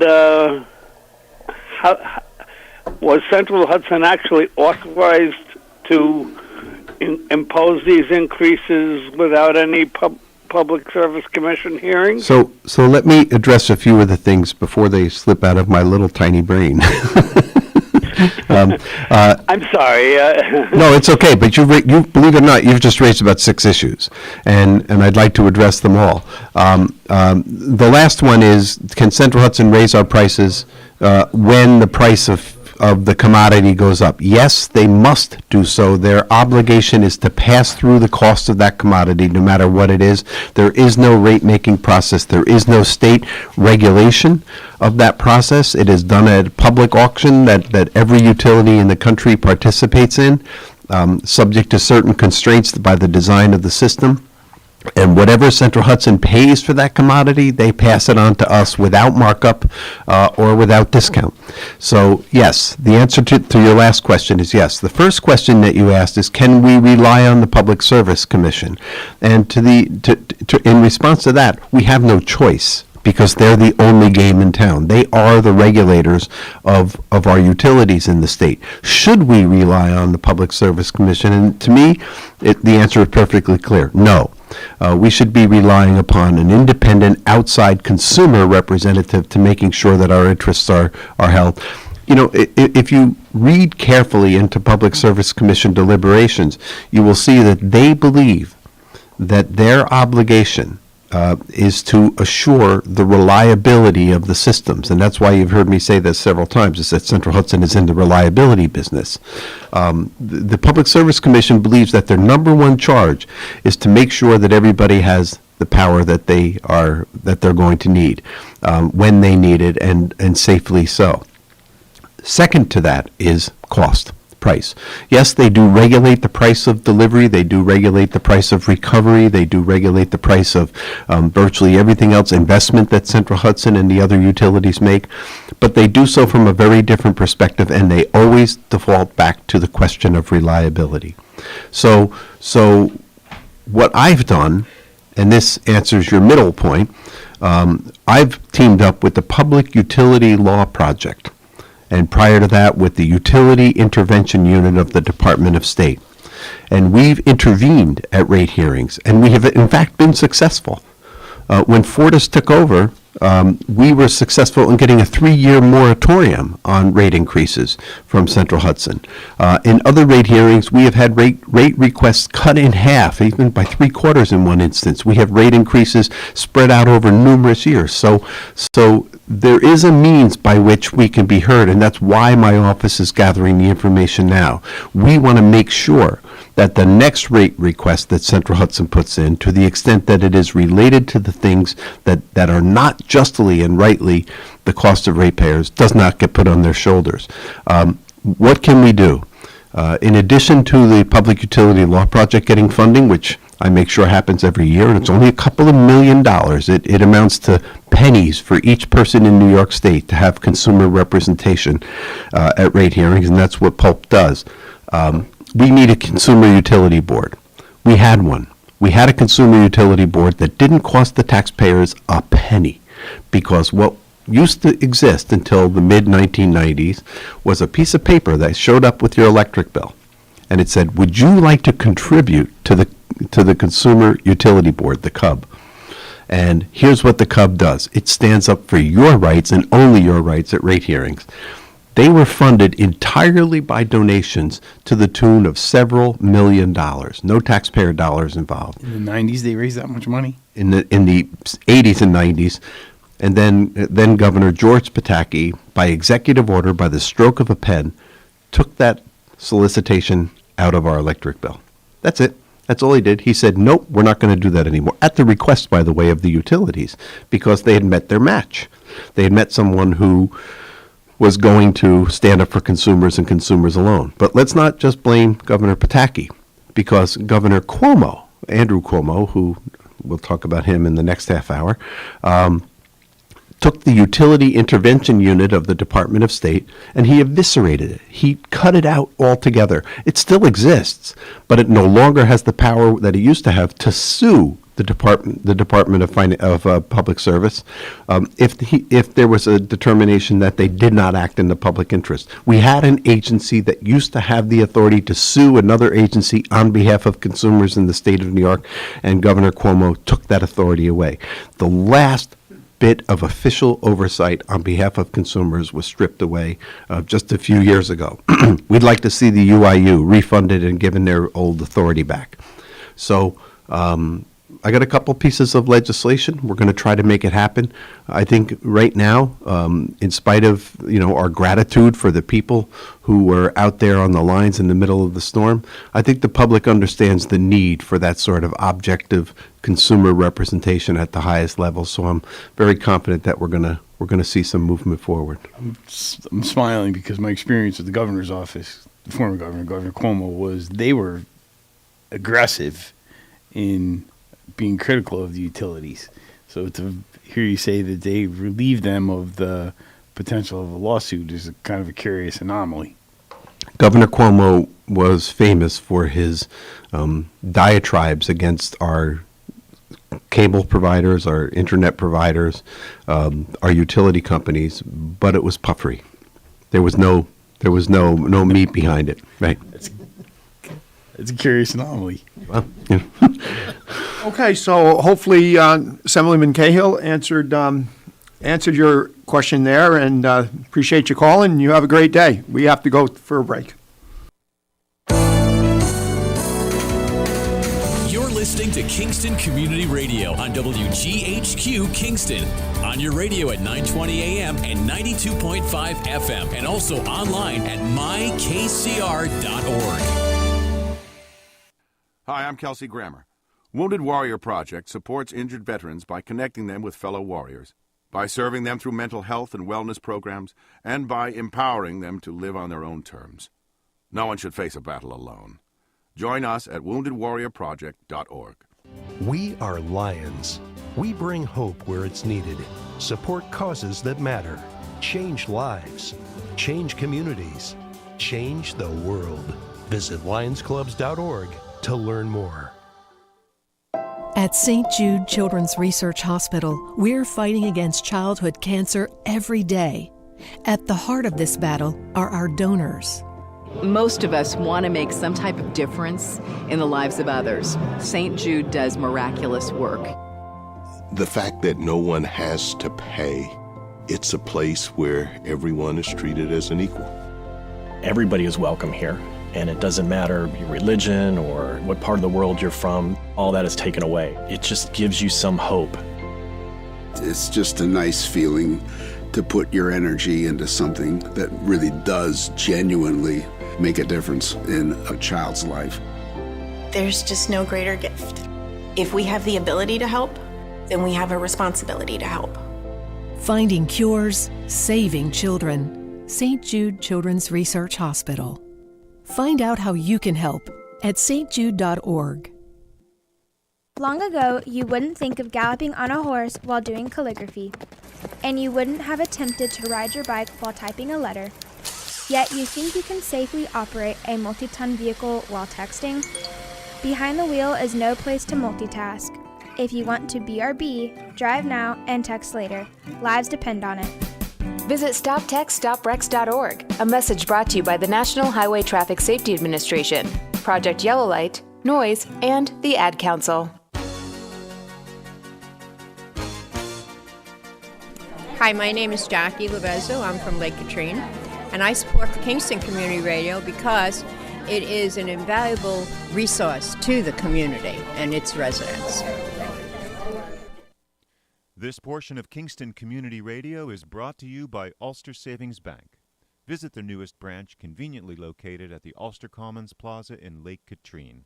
Experience the difference that local community banking offers with the convenience of another great location, easy access, plenty of parking, and a 24-hour ATM. Ulster Savings Bank, invested in community, invested in you. Member FDIC. Okay, thank you, Lawrence, and welcome back, viewers and listeners. 331-9255 is our call-in number, and you want to embellish on what? No, I just want to put a lid on it. What we're doing. You did use the word embellished before. Yeah. Okay. All right.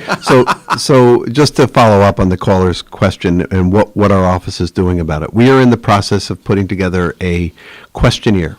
One that we're going to distribute to the constituency of the 103rd Assembly District that will allow people to register their views, complimentary or otherwise, about Central Hudson. It doesn't matter, about their experience with the utility.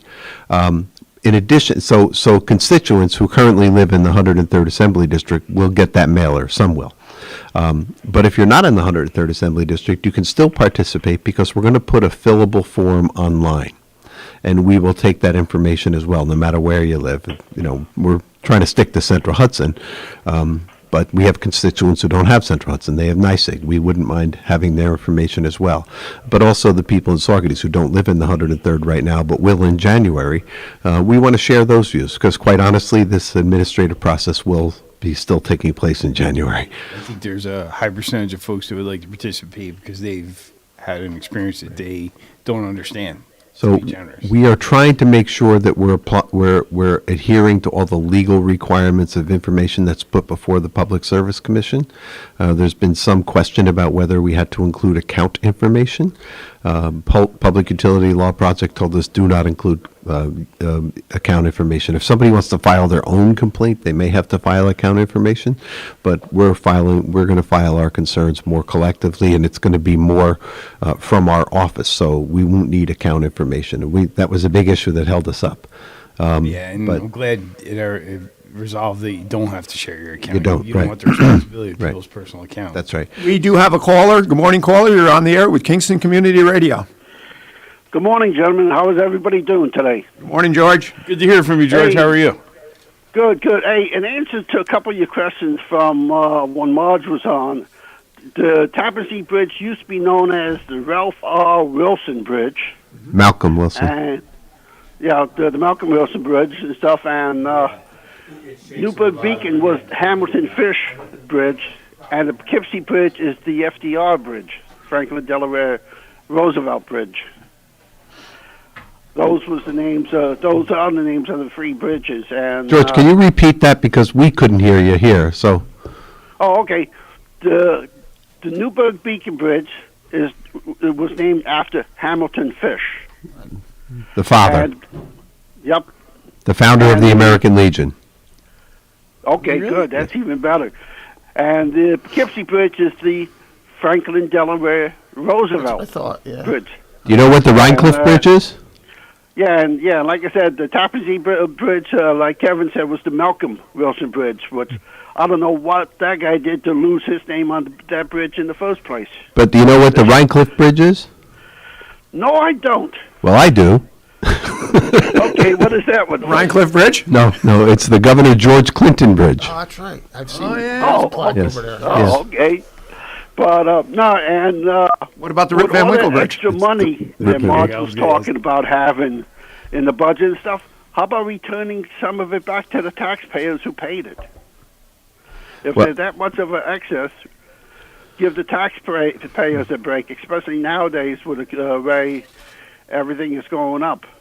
Well, we are taking a hard look at the use of state money, federal money coming into the state, particularly for transportation infrastructure right now. And we are addressing one constituent concern about whether some of the stimulus money is being used to pay some of the unspoken debt associated with the reconstruction of the Tappan Zee Bridge. We want to make sure that money is used for its intended purpose, and that is to give us a 21st century infrastructure, not to pay back old debts. So we're taking a hard look at that. The infrastructure money should be used for infrastructure. If there's money that is doesn't have a specified purpose, then we leave it up to the leaders of the various governments to make sure that they do the right thing with it. Some are using it to pay down debt, some are using it to make rainy day funds, and some are using it to plow right back into the community, as you heard in the first hour, a little bit for housing in the county of Ulster. So this isn't really just loose money sitting around. It's not change we found under the seat cushions. It's real money with intended purposes, and we have to follow those purposes where they exist. But you're right. The Tappan Zee Bridge was named for former Governor and Lieutenant Governor Malcolm Wilson, who many people don't know much about, but was one of the great reformers. He succeeded Governor Nelson Rockefeller when Governor Rockefeller was appointed. Was chosen by Gerald Ford to be his vice president. So Malcolm Wilson served for a very short period of time, but he has a great reputation, and maybe someday we can get Professor Gerald Benjamin on the radio to have a long, lengthy, authoritative discussion about Malcolm Wilson, something I'm not qualified to do. But I was disappointed when they changed the name of the bridge. I have great respect for Governor Mario Cuomo. I think he really was a very unique and very important governor of the state of New York. I'm not so sure we should have taken a bridge that was named for someone else, taken that name away, and given it to him. Right, and Kevin, I'm not sure where you stand on the gas tax holiday, but I tell you what, that money is not really going to make that big of a difference in people's pockets and stuff. And if we lose that money for a year or better, that is used to maintain the roads and stuff throughout New York State, we would have to come up with that money someplace else and stuff. So that's something that we should think long and take a good look at it. But thank you for all that you do, and just to let everybody know, the town of Esopus is looking like the American Legion. We're going to be putting on the parade this year in May 30th of this year for Memorial Day. So we're working to get that together. Thank you, people. You guys all do a great job every week when you're on. And Kevin, thank you. And your staff is very, very good. I got to admit that when you call them, they're there, they're courteous, they're polite, they're responsive, and it's a pleasure talking to your people, Kevin. So thank you, and everybody have a great day. I appreciate you saying that. You do the same, George, and have an awesome day, and thank you for your call. So on the subject of the gasoline tax, Senator Hinchey has been discussing publicly the Senate proposal to have a moratorium on the sales tax on gasoline. The sales tax on gasoline is the maximum on whatever the sales tax is of $2. We froze it many years ago at $2. So when the price of gas goes above $2, the tax stays at the $2 level. There's been a discussion in the Senate to freeze that tax. Nobody is talking about taking away the petroleum business tax or the motor fuel taxes or the other things that support trust funds for highways and bridges. That would stay in place. But there's an interesting point about the taxes and fuel. They are not related. One would think, if you cut your taxes by 16 cents, which would be the proposal, that the price of gas will go down by 16 cents. That's not necessarily true. It's entirely possible that somebody in the supply chain who had to eat their profits when the price went up will decide to recover their profits now that there's a little bit of a breather there. The price of gasoline, like the price of natural gas, is determined purely by supply and demand. And I know it's counterintuitive to say that, there's a cost associated with it that doesn't relate to the price, but it's true. When the price goes down, there are times when the price goes down below the cost, but the supply remains because the demand is lower than the supply. When the demand rises above the supply, that's when the price starts to rise, not based upon how much taxes are involved, not even based upon anything other than what the market will bear. Even the cost of extraction, which is the highest cost associated with gasoline and natural gas, even those costs, when they exceed the value of the actual commodity that comes out of the ground, it takes a long time for them to ramp down.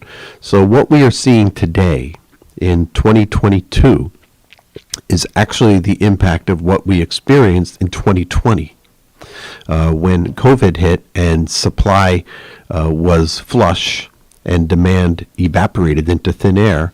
We saw around here, we saw gasoline selling for under $2. And that wasn't because, gas was any different. It was the same gas. There was just more of it than there was a need for. And it actually would cost the companies more to bring back than it would to sell at a loss. So that's when they absorbed those prices. When that happened, over the course of time, various refineries and drilling entities and transportation entities decided that they were going to stop doing that business. They were going to shut down a refinery, not open a new one. They were going to stop drilling in the expensive drilling or the fracking processes that are required to get them. And the result of then was that the supply starts to shrink. Simultaneous with that supply shrinking, demand increased dramatically because we started gearing up our society. Yeah, we came out of COVID. So supply and demand is the reason for those costs, not the taxes. That was a very eloquent way to put it, and I think all of our listeners could understand it from that perspective. And it's curious to me that you hear the federal conversations, they break into this quick soundbite, but an explanation like that I think would go a long way to help people understand it, at least still feel angry, but understand. Yeah, and I know we all think that when you go into the gas station and you pay $4.50 for a gallon of gas, you think that the guy that runs the gas station is making a killing. His margin is probably less than it is when he's selling it for $2.50 a gallon. You can get away with that at the lower prices. So here's what I say that when gas was $1.50 a gallon, and we had 35 cents worth of taxes, that accounts for more than 20% of the cost. With gas now at $4.50 a gallon, that same 35 cents, which is what it is, it's the same 35 cents. Very few of those taxes go up. That same 35 cents now represents about 7 or 8% of the cost of the gasoline. So believe it or not, in real term dollars, the taxes have gone down with the price going up. So. One of the things we all find offensive as consumers is you see earnings reports for the companies that are in the fossil fuel business way up. Yes. But there's a component of that we need to acknowledge, and you kind of touched on it. There's a lot of businesses that are not in that business anymore. So the ones that survived the downturn, so to speak, are benefiting the windfall as the demand exceeds the supply. They're just Let's take one small part of the business. One small part of the business is trucking. Not a small, it's a major part of the business. And the trucking industry is suffering a severe shortage of drivers. And because if there was no place to deliver your gasoline because the tanks at the gas station were full, you left the gasoline delivery business. And maybe you went into something else. Maybe you became a lumberjack, who knows. But you were no longer a gasoline deliverer. Ramping that back up is going to take some time. I honestly believe we're going to see a pretty quick tumble of the prices, but I don't think we're going to see the prices like we saw in COVID anytime again in our lifetimes, unless we have another horrible disaster, and it will not be good news. Well, let's hope we don't. Let's hope we don't. Yeah. At least. So just a couple of quick things. There are international pressures on the supply chain right huge, now. Yeah. Huge. The COVID, the Ukraine war, and Russia's role in the supply chain are under pressure as they should be, and that will certainly influence our prices at the pump. The role of Russia impacts the supply in Europe, certainly, because it's about 40% of the fossil fuel products that they use in Europe. We use virtually none of Russian oil. I mean, it's a fraction, right? But the oil cartel has decided that they are not going to increase supply because they're going to take some profits that they suffered losses for when the price of oil was $20 a barrel. So they're going to take profits. We have fractured relationships with oil-producing states, countries in this hemisphere, in the Western Hemisphere, that we need to repair. Venezuela and us don't get along, but they're a major supplier of oil, and we should bear in mind that there's a strategic advantage to having a good relationship with them. We should do everything we can to get ourselves off of fossil fuel. It's time. It's time. It doesn't just make economic sense. It is an environmental crisis that has to be addressed, and we have the wherewithal to do it. If we could electrify this country in the space of about 20 years, which is what we did in the early part of the 20th century, we can wean ourselves off of fossil fuels in less time. And that's what the state CLCPA, the Climate Leadership and Community Protection Act, says. Let's get off of fossil fuels by 2050. We can do it. We can do it not just in New York, but across the state, across the country, and across the world. A couple of other quick things, that, if I may. People visited our office over the past couple of months, found at various times that we were either open or not open to the public. And the way you determine that is when you got to the door, if there was a table in front of it where you had to leave your notes, that meant that we would be dealing with you remotely, with few exceptions. Our office is fully open again. At 1 Albany Avenue. Our phone number is 338-9610. We welcome constituent concerns to be back in touch with us as soon as they can.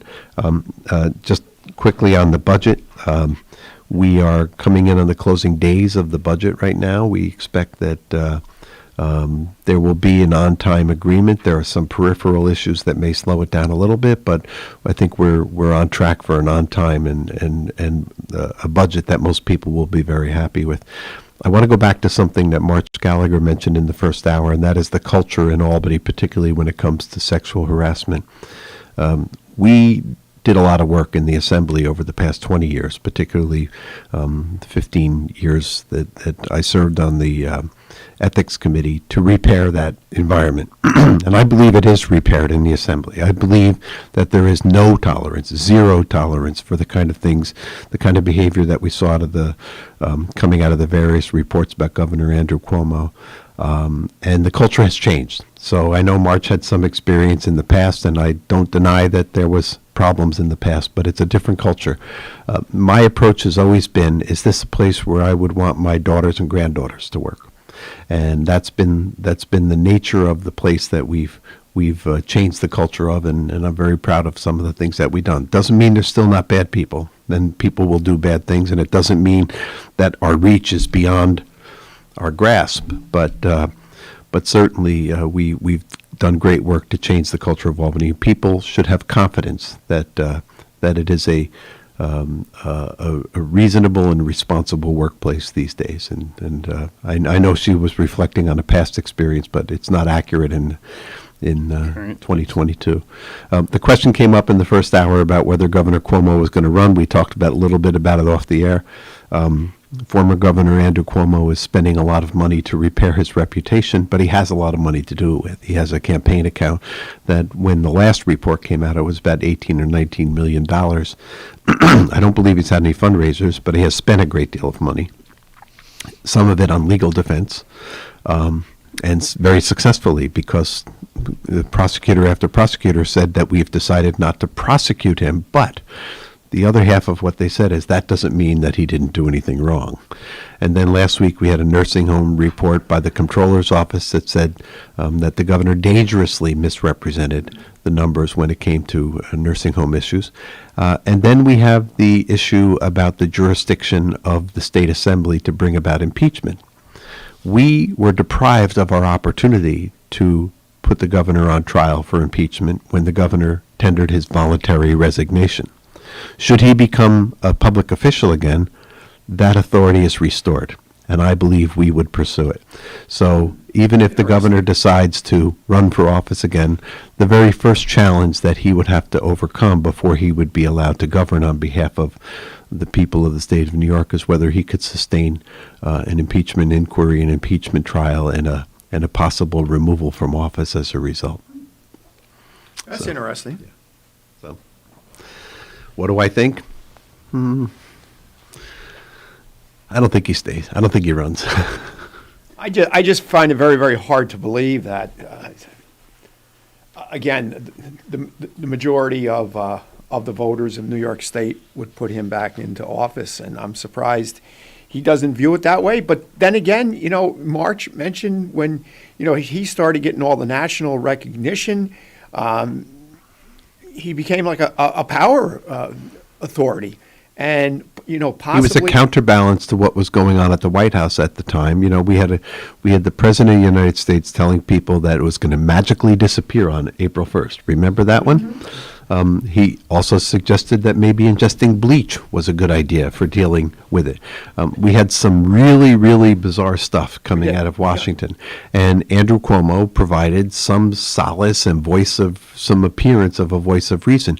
What the public didn't know, and what the people who gave him his whatever, what did he get, an Emmy Award?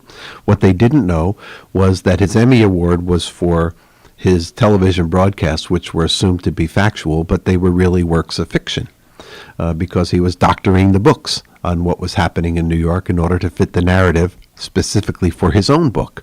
So there are a lot of issues that former Governor Cuomo would have to deal with.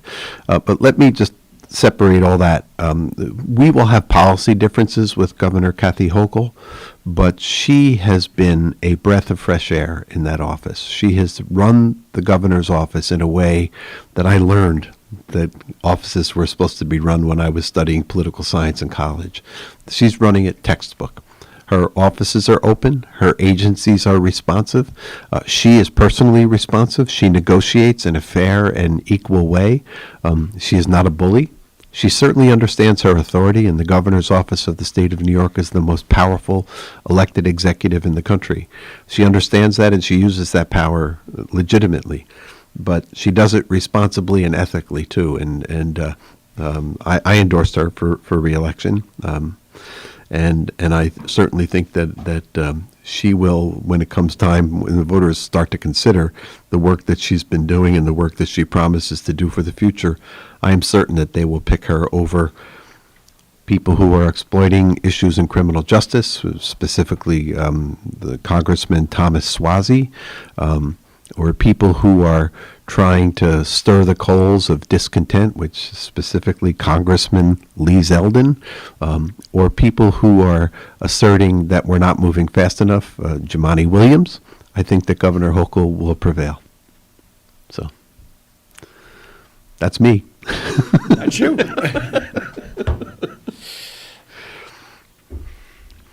It would be. You're done?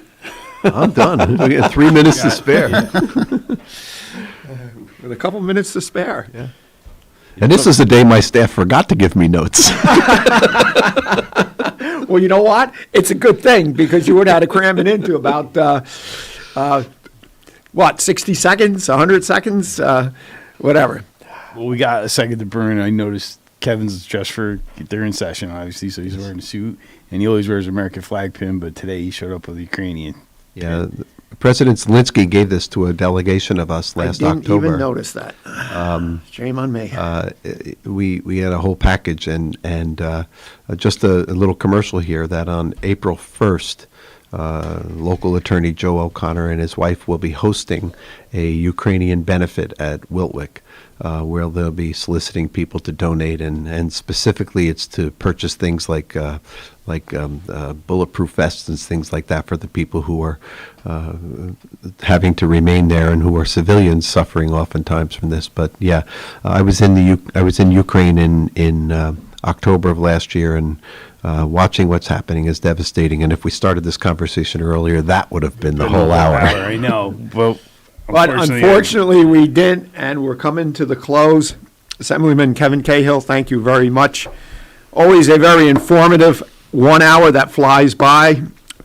Mayor Bill Murphy, Village of Saugerties, thank you. Supervisor Town of Saugerties, Fred Costello, thank you. Lawrence Maxwell, thank you. And more importantly, viewers and listeners, thank you. We'll be right back here next week, same time, same place.